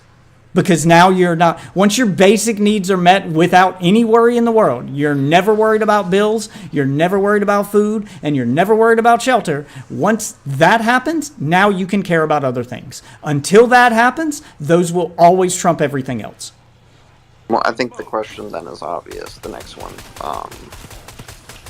What percentage of Americans do you think have the luxury of voting on principle? Less than I guess 50%. of the voters. Of the voters, I guess. Would be better. Less than 50%. Well, yeah, I think less than 50% do, Dev. I'm just trying to get a percentage. Oh, I mean, if you're asking for an exact number, I don't know. What I'm saying is it's just less your than number. less than the majority. I would say, what's the middle class? And middle class is probably like right on the edge of being able to care about. Middle class can Here, probably I'll go afford to first. care I about think some 20%. things. I think 20%. 20% are 20% are able to care, like at the financial point where they can care about things, is what you're saying? I think so. I mean, Yeah, I think okay. studies show. That's probably an accurate number or a good general It's General the one I feel ballpark. comfortable saying Yeah, off the top of good my head. general ballpark. Yeah, I would say, because if we're saying middle class or lower, is basically at the point where they're going to put money above other things because they don't, they can't afford to care about other shit first because they need the money. And that's probably middle class and lower. Middle class is probably right on that line where they can probably afford to care about some things above money because they're not paycheck to paycheck, but they're close. Middle class isn't as comfortable as it used to be, and that's one of the factors that leads them to make that selfish decision. Is that's why they scream about the economy. That's what the average everyday person really means when they scream about the state of the economy. Is they're basically screaming about the state of the middle class, because middle class used to be white picket fence, comfortable. Now it's not as comfortable as it used to be, and that worries them. Middle class doesn't feel as comfortable as it used to. What's really wild is, despite all the dialogue, I don't think I'd feel any more comfortable betting on the actual outcome of the election, nor do I think you'd take any bet given to you, which really means it's just wild how uncertain this election is. You could talk about it for 1,000 hours, you still wouldn't move the needle on who's going to win. Yeah, this one's an outlier in that the process is still the same. It's how they're coming to the conclusion that's different this time than any other time. Because, yeah, the process is still the same. They're voting in their interest. They're still selfish. But in the same way, a cult member can't be shown that their leader is lying to them. The Trump voters the same. They can't be shown that they really do feel like a cult. They can't be shown that he lied to them. They just can't. Every time you do, the cope comes into play. They believe him. And that's personal. It's their belief that he will make the economy better.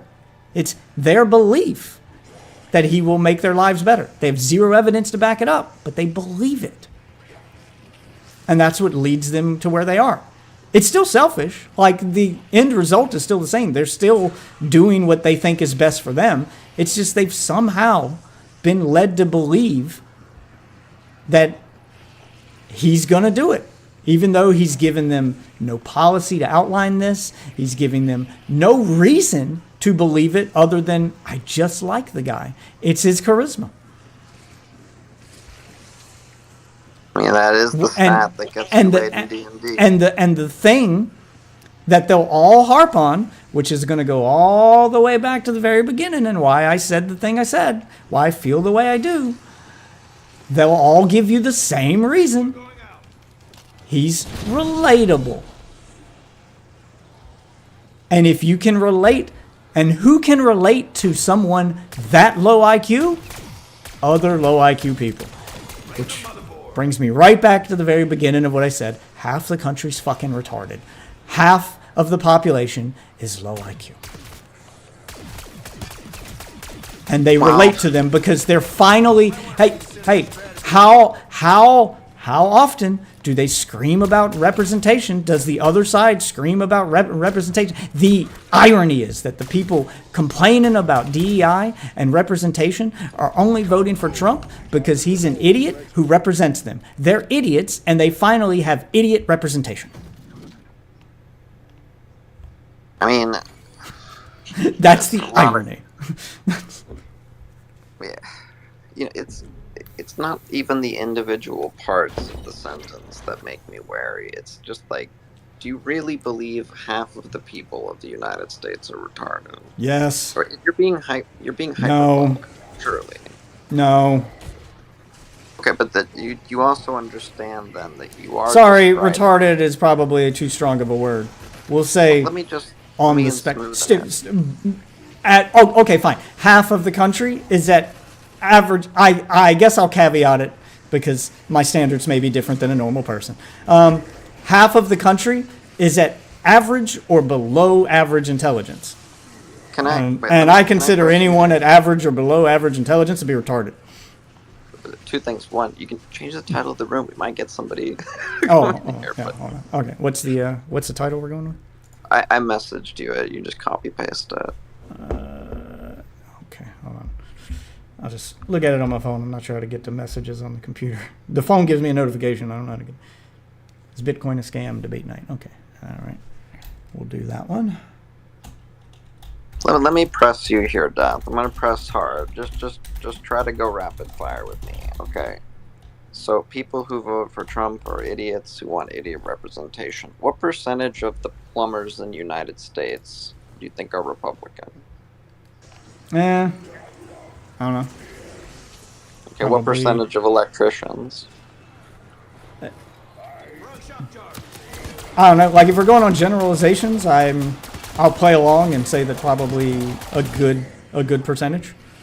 Okay, what about, let's say, engineers? Not sure. Bridge builders? Asshole, you dropped some gray matter.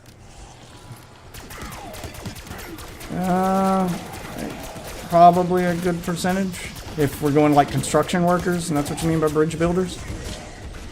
I'm gonna switch it up a bit, but I don't want to say lawn care maintenance people. I want to say, what percentage of people do you think that do large scale farming? Like, what about farmers that produce our food? Actually, no one. And he's. I guess. Let me cut to the let me rephrase. How are you asking me? How many of them are Republican, or how many of them are Trump supporters? Because those are two different things. How about idiots voting for an idiot so they have idiot representation? If that's the reason, I don't know. If you're asking me like how many of them are probably voting for him, it's those go back to the selfish reasons. I know a farmer in real life. Got a buddy who runs a farm, and he's probably going to vote for Trump. It's not because he hates Trump, by the way. He does think he's an idiot. He thinks all of the things I said are true. But he's going to vote for him because he believes that it's not going to affect his bottom line. He thinks that voting for the other side will add added taxes and added things to make agriculture more expensive, so he's against it. And that's what it boils down to for him, is will it affect my bottom line? So let me cut to the chase of the pressing. You may in fact be correct. And of course the adage, half of all people are below average, obviously rings true. Otherwise there wouldn't be an average. Yeah, I mean, those are just laws of averages, yeah. But that being said, if we live in, if you're correct, which you may and well in fact be, that would imply you should probably start cooking your own food and growing your own vegetables and fixing your own stuff and making yourself sustainable, aka the cabin, right quick. Because essentially what you've described in a certain way is a system where you can't trust the people you rely on every day. No. I think you're overthinking it a bit. You don't have to be. Tell me why I'm overthinking. Okay. Don't just tell me. Our society is set up in a way so that it can function and it can lean on the people of average intelligence to function. Walk into any factory, the people you rely on to make your goods don't need a high level of skill or intelligence to make those goods. The machine does the work. Walk up to any assembly line, and they are given very simple tasks. Very simple. That's why I picked plumbers. They're responsible for what we drink. I mean, I'm not saying there aren't professions where you have to be of average or a little better intelligence, but even someone of average intelligence can learn a singular skill, given enough practice. Let me give you the doomer breakdown of why I mentioned this. Okay, so Trump becomes president. He slips RFK in there. RFK has some interesting ideas about vaccines and fluoride and the Illuminati, and then he decides that no more fluoride in the water, which essentially at that point could be stopped by the people who manage the various waterways that bring our water from reservoirs to our home. they could say, no, fuck that, that's an insane order, but in a world where they fall under the MAGA philosophy, which I kind of was insinuating them might, although I could be wrong, then you actually have a catastrophic system.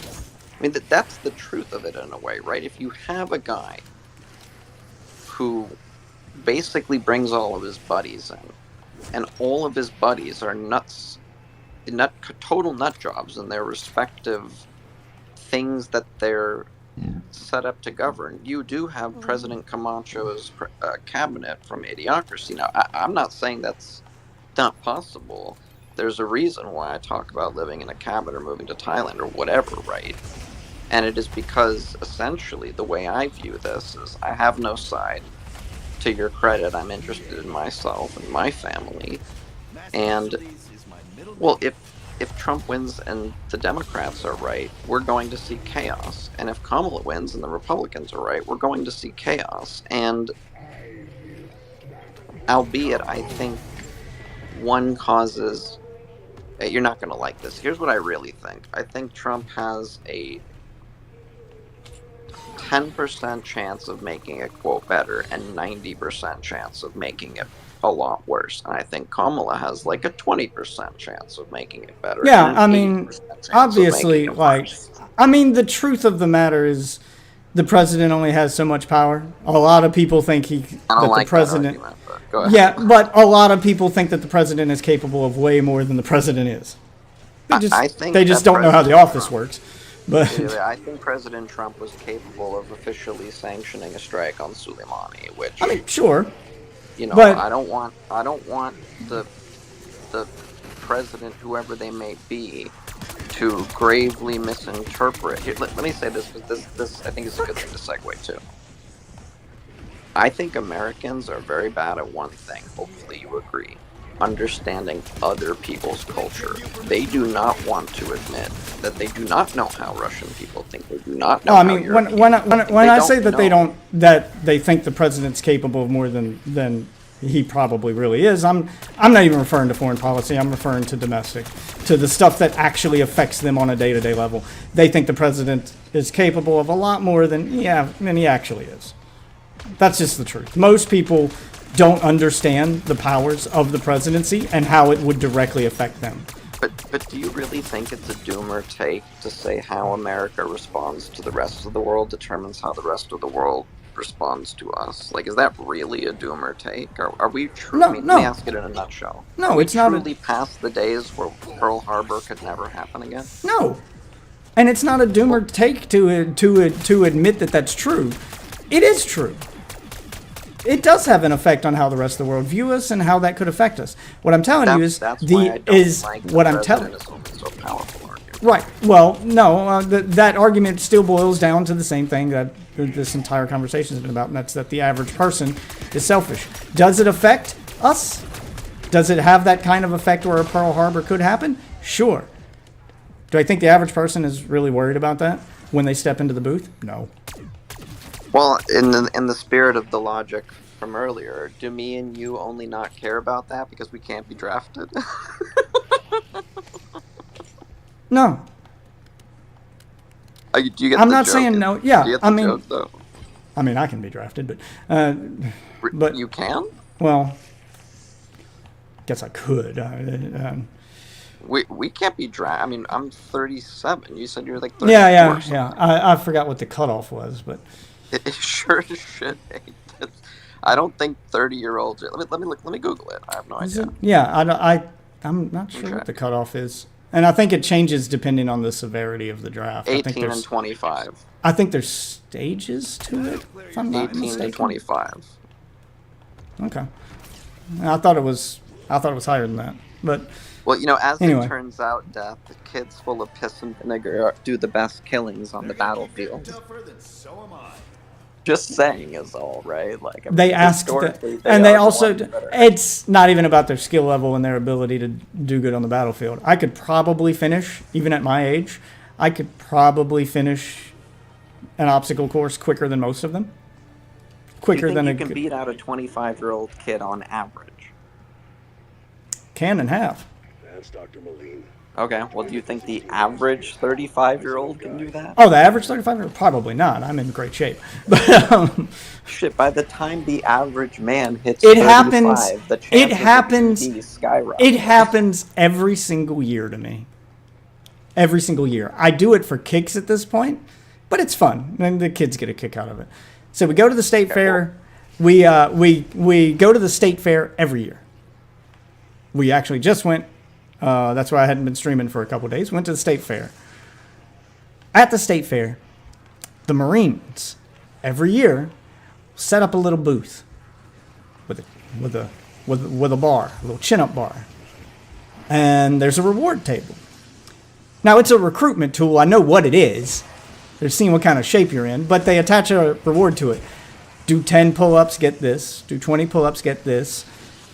Do 50, which I think is usually what they put the max at, and then they give away a real big prize.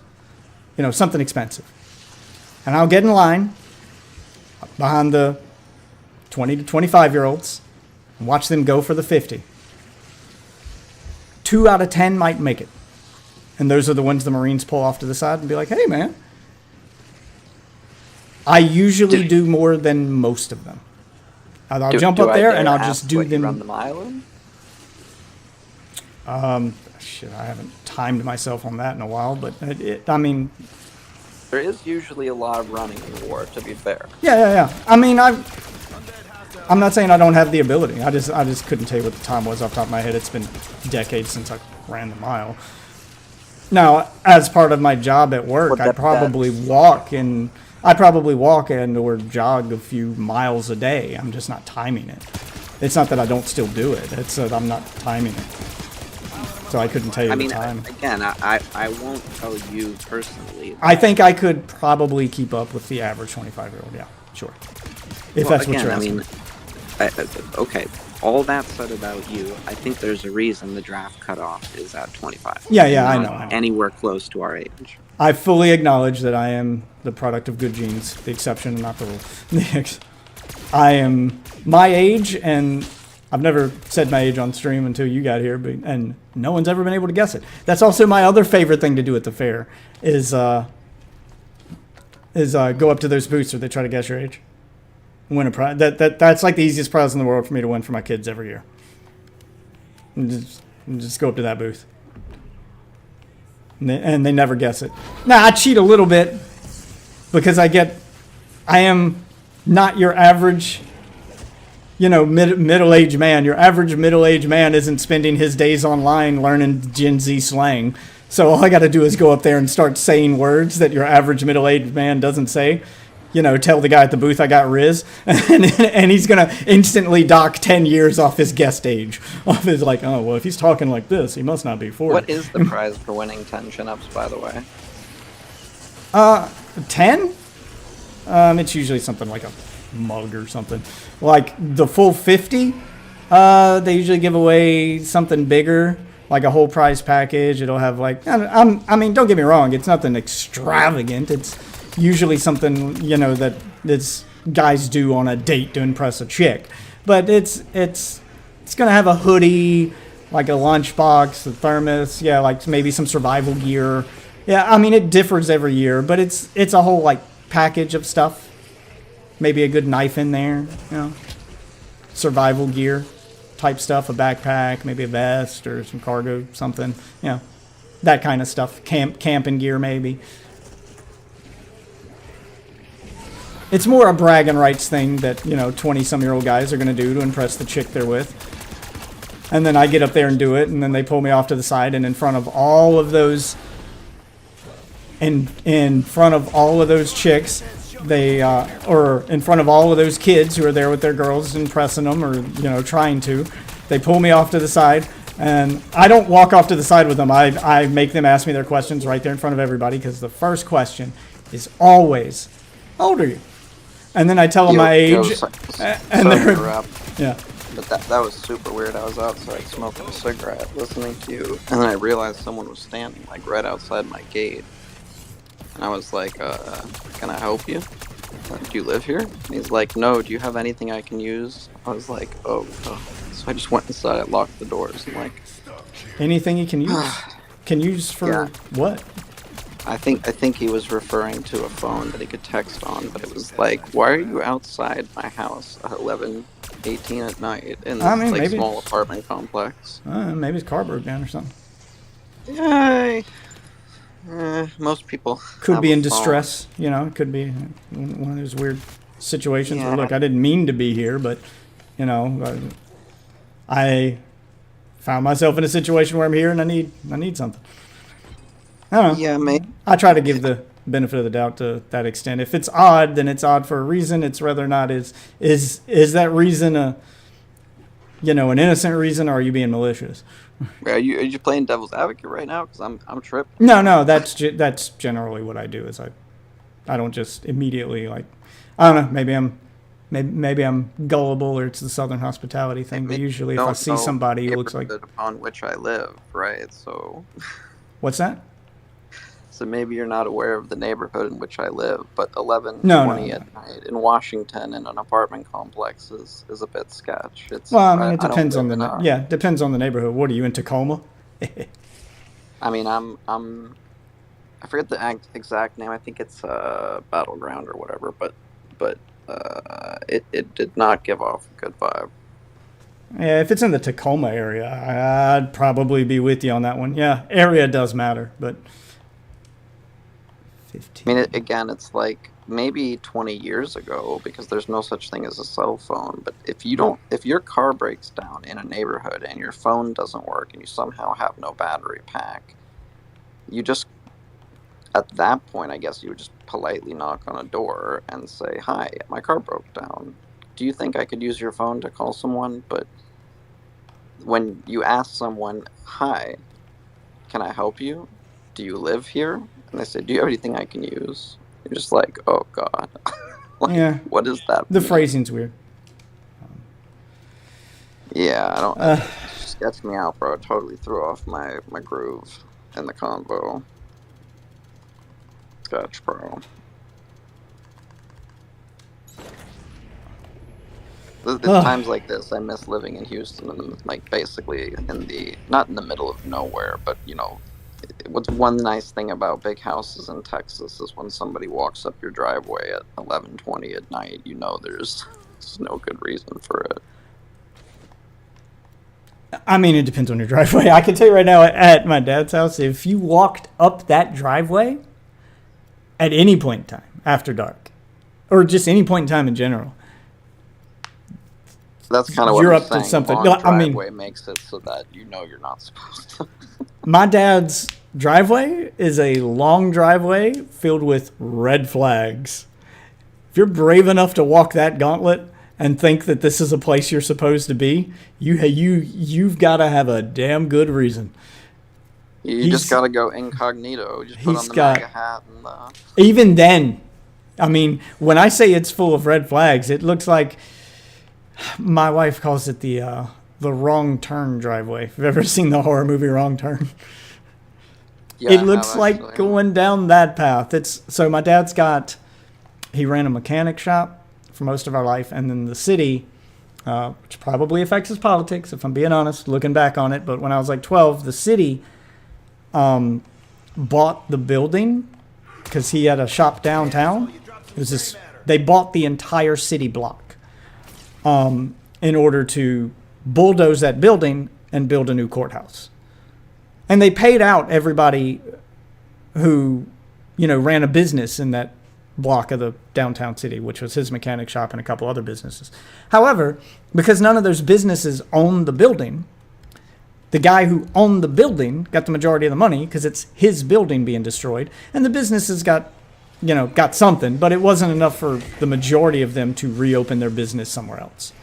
So the side of my dad's driveway, all the way up and down it, and it's a long driveway, is filled with industrial equipment from his mechanic shop. You're talking about, like, there's a giant saw blade that's like got a 6 foot tall in diameter saw blade on it. It's like all of this stuff that's now rusted and looks like something out of a horror movie. And it's just littering the sides of the driveway, and it's back in the woods, and you can't see what's at the end of this road. And if you're walking down that, walking down that, especially at night, and you catch glimpses of that shit and decide to keep going, you're brave.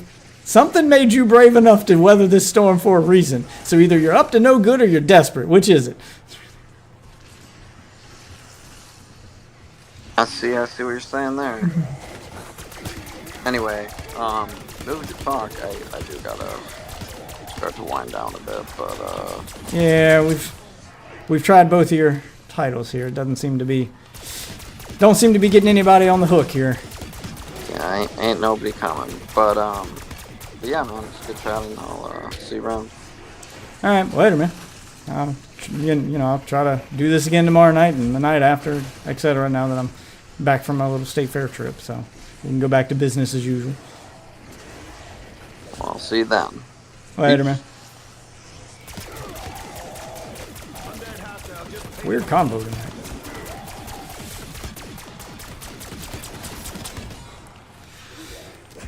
You can tell the terminally online part of his brain kicks in with some of his arguments because he puts a lot more faith in stuff that's only important online. I would want, damn, that's what I should have told him. Okay, I'll say that next time. Is that the next time I would recommend that he become a poll worker and just talk to people as they come in. Just work the polls and get to talk to the average person as they come in to vote and see if they, or don't even talk to them. Just listen. Just sit back and listen and hear the stuff they're talking about and how many of them are actually talking about, because they'll talk about the issues with whoever most people come in groups to vote. They don't just go alone, but they'll be talking about the issues with whoever's in line.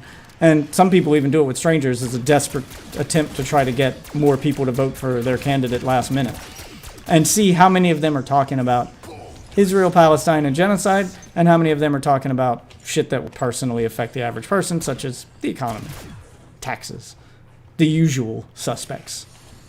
Yeah, I think that would be a good exercise for him. I would say that to most people who tend to have that terminally online mentality is go work the polling place for 1 year. Whatever your local polling place is, volunteer. All those people who work the polls are volunteers. You don't have to be the one counting the ballots. Be the one who works the front door and just signs people in. And you don't even have to spark up a conversation with them. Just go work the poll and listen to their conversations as they come in.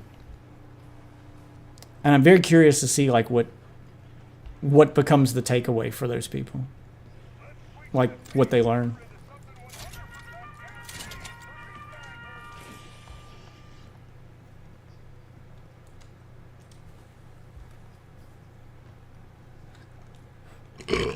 Oh man, I hate this gun. This one's going to be a pain in the ass to level. I'll probably do multiplayer after this. I'll extract at the next extraction, I guess.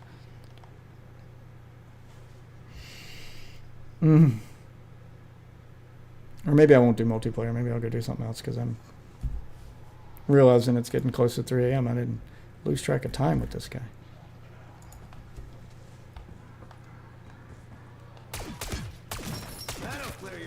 Yeah, not a fan of this single shot weapon here.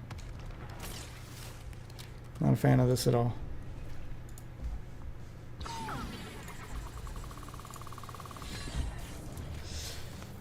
Need to change the name of this Twitter space. Because I don't want to argue about crypto. Should people actually join now?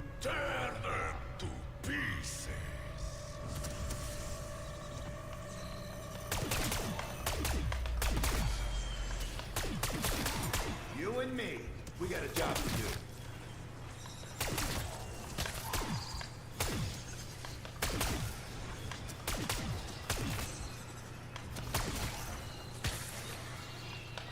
Oh, looks like you guys got that side covered.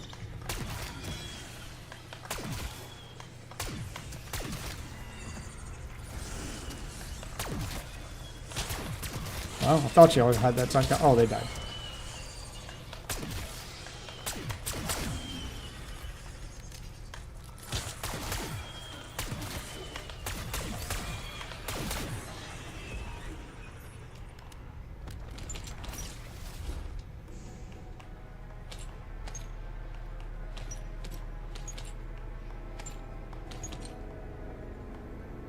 Alright, yeah, I'll extract after this one, and maybe we'll go do some multiplayer. Maybe we won't. I don't know. I'll go look at my progress. 21 will be a good extraction point, I guess. I don't want to do this gun solo. It's so boring and a pain in the ass to shoot and try to kill shit with. I think I'd be better with a keyboard and mouse. Trying to do this single shot gun that's reliant on headshots for kills with a controller is no bueno for me. It's no bueno.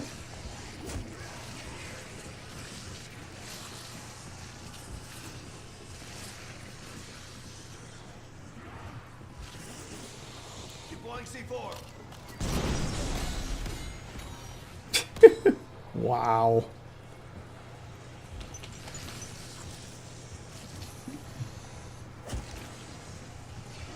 Max armor. Alright, everybody get back in a nice tight little knit group here.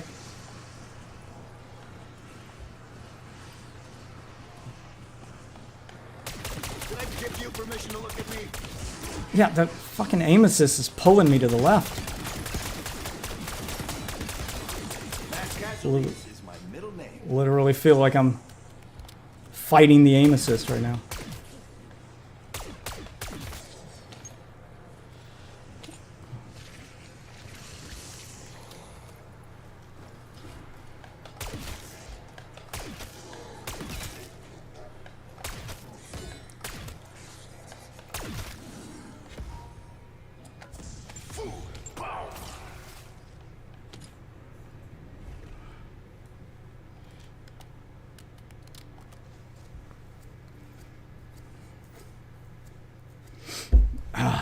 Alright.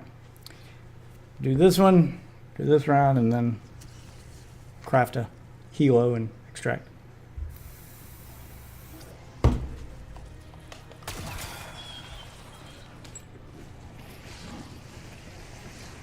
Where's the mangler? I know he's coming. There he is. Please, there aren't nearly enough of you.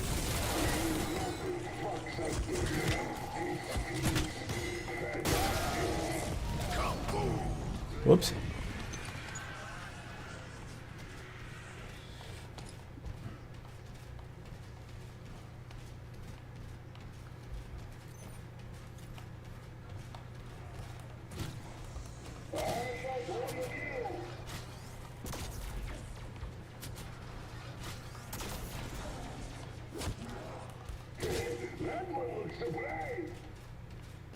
Extraction is ready when you are, Alpha.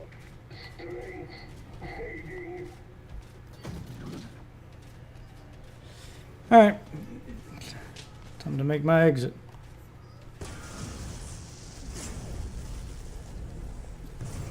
Now why don't you try walking a mile in my shoes?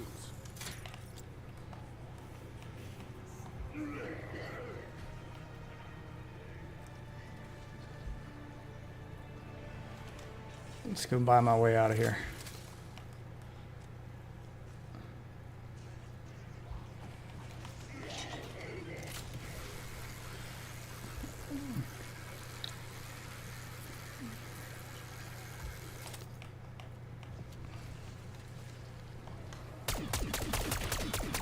Right in the motherboard. Damn it. God damn it. Fuck!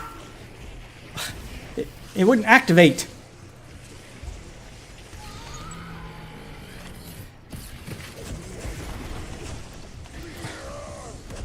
God, I hate that so much. That it wants to reload before doing that, even though I'm holding the button down. What do I gotta do to be anywhere but here? Roger that. Bird headed your way.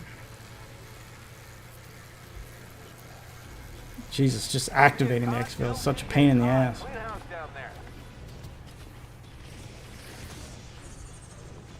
Commence chopper gunner operations above.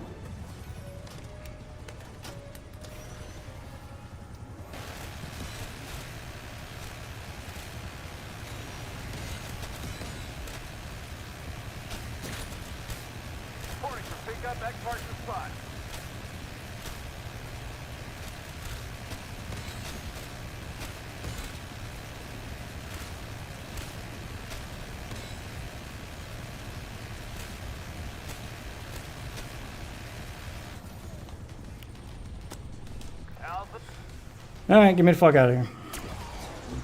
Ooh, that almost went south.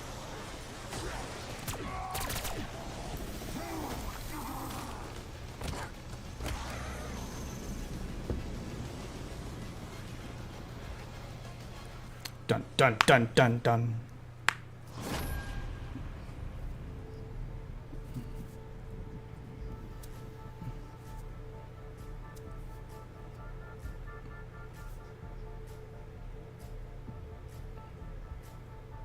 Need to finish this gun before I prestige. This time. Because having to play through the game all the way back up to this level so I unlock it, it's too high level.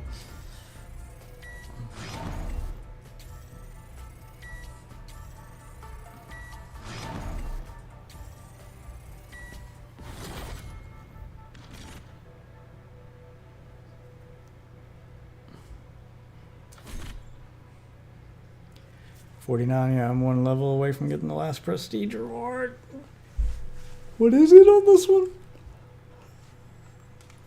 Ugh, I like this prestige system better than the other one. Oh, it's the gun skin. Yeah, give me stuff to unlock. I like that gun skin. Oh, that's dope.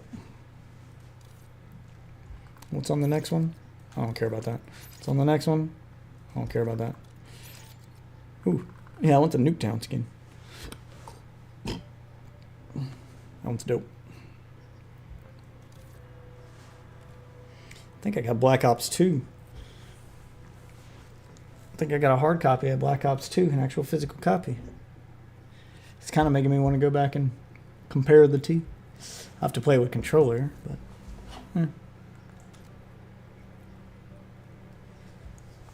Cyber rifle drill charge. No, yes, Val is the last thing you unlock. Wait, why is it already unlocked over here? Weird. It's supposed to unlock at level. Oh, it's a permanent unlock. Oh, each prestige I get to permanently unlock one thing. I permanently unlocked that one. Permanently unlocked by purchasing a bundle. Yeah, I used the permanent unlock for those two guns with my last two prestiges. I should probably do the chopper gunner if I prestige again. Alright, well, we got this far. Put on this gun, guess how far we are. Just gotta keep going. And this one is Mangler eliminations and 5 kills rapidly. Yeah, those will be easier with the keyboard and mouse. It's just... Is there a attachment? Oh shit. Is there an attachment to make this thing full auto?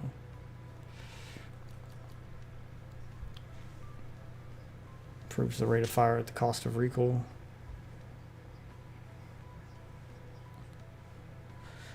I want one that makes it like full auto.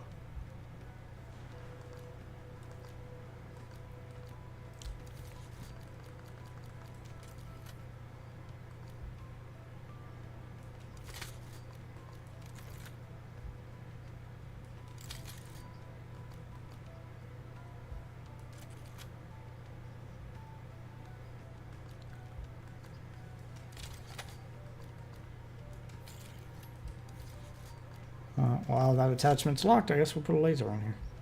Steady aim laser. Hip fire spread. Oh. Okay, there we go. Let's pimp this thing out. Ooh, that one's gonna take me a while to get. Because I can only get a few kills with each use of it. Same thing with that one.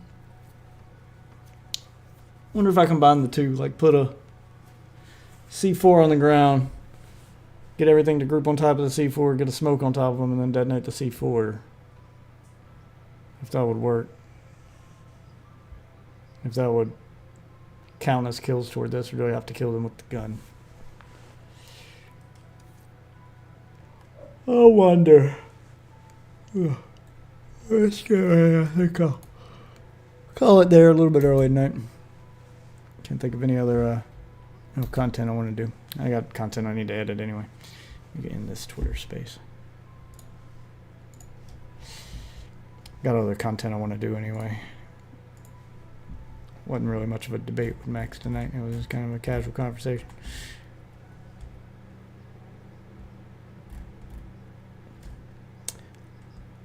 I do still genuinely believe I'm right about the most people don't actually care about the stuff they're pretending to care about.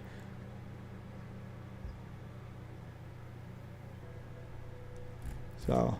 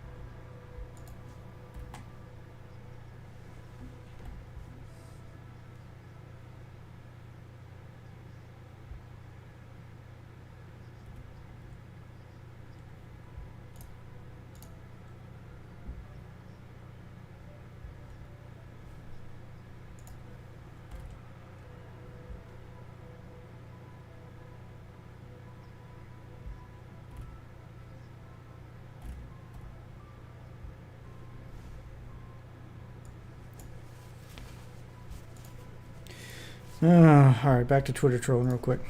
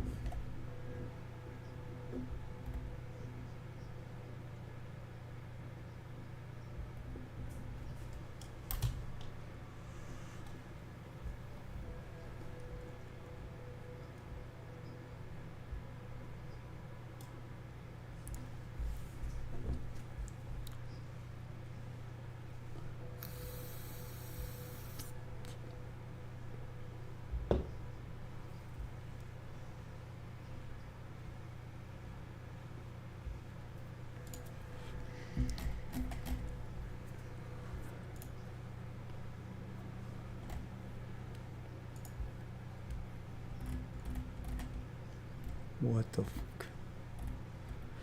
Oh god, I gotta get off Twitter. Ready for this election to be over.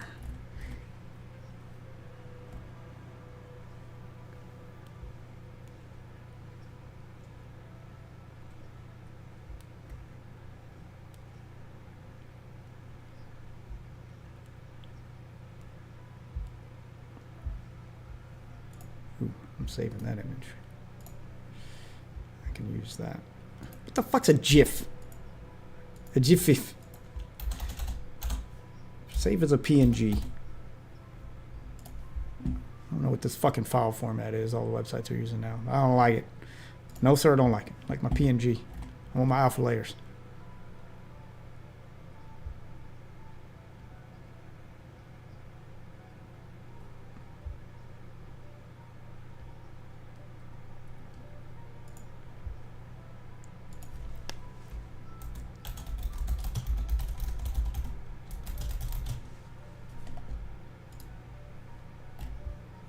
Downloads and repost that picture.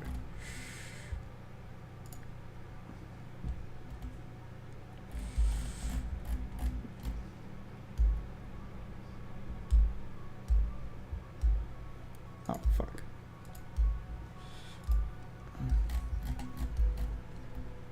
You gotta add some context to that picture.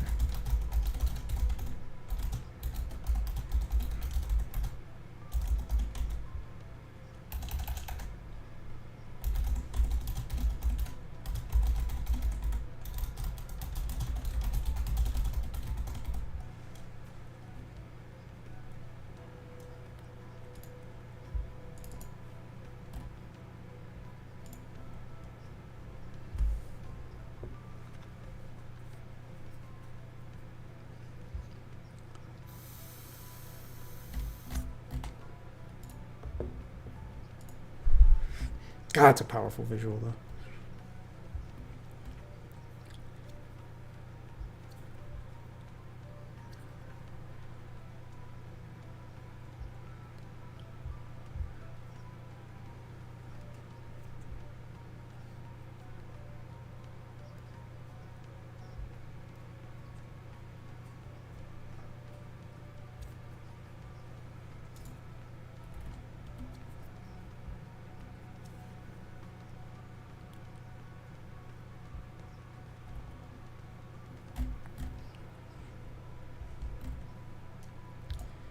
Dun, dun, dun, dun, dun, dun, dun, dun, dun, dun, dun.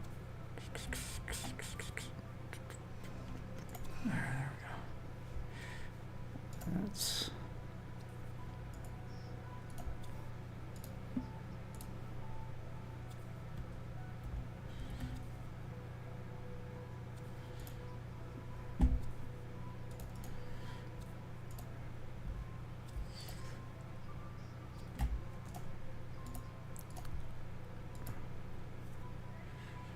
God, with this fucking Jiffy shit. PNG. I want to save it as a PNG. What is this?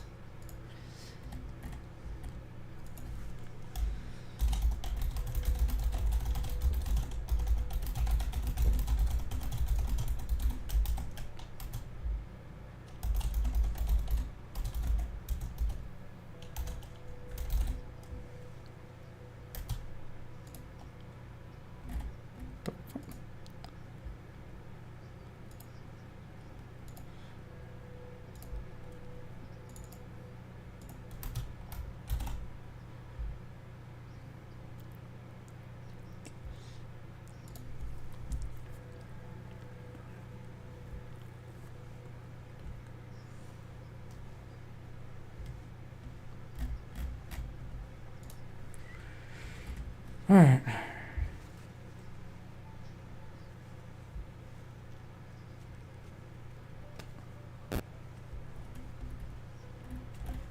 Okay, I gotta get off Twitter. That's enough. That's enough, though.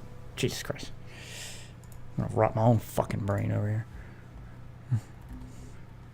All right, delete the space. And delete the link to this live stream because it's about to be delisted. Ooh. All right. thank you, wonderful witches, for watching. Let me exit Call of Duty, because I'm going to bed. I gotta get up early in the morning. So, I can't be staying up all night. I thought about it. But I decided again it. May or may not stream tomorrow. It's Tuesday, but we'll see.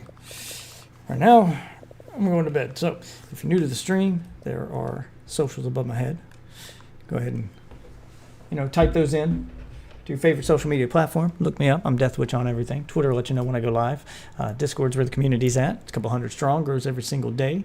Join that, become part of the conversation, become part of the stream, become part of these gameplay sessions. And if you need your Death Witch on demand, you can't make the live streams, and you want the highlights, the best parts of the content, and even some I don't do live, check out the YouTube page. For now, though, I'm going to bed. So, enjoy this music made by AI, and I will see you wonderful witches tomorrow night. Maybe. I don't know. It's Tuesday. Have a good one, everybody.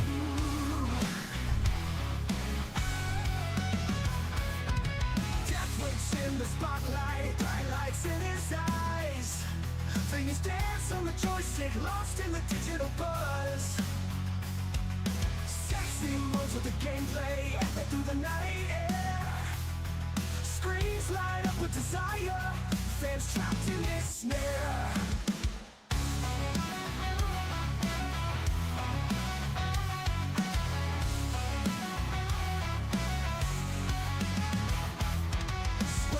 From the brow, excitement off the scale, man. Virtual games, the place we fall hard and fast.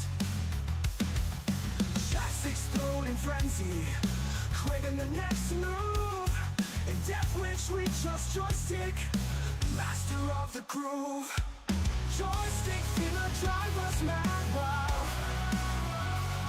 Strain rage seduction, fever gets tactile. Deathwitch the king, leading us astray. Joystick fever, night melts away. Game of screen ignited, passion rises steep. In game world fantasies we plunge deep. Eyes glued to the screen, can't break free. Deathwitch seduction, with joystick destiny. Pixels burning slow, seductive flare. Lost in the madness, no need for prayer. Together we ride in this electric storm. Joystick fever, our hearts reborn. Joystick fever, drive us mad wild. Streaming seduction, fever.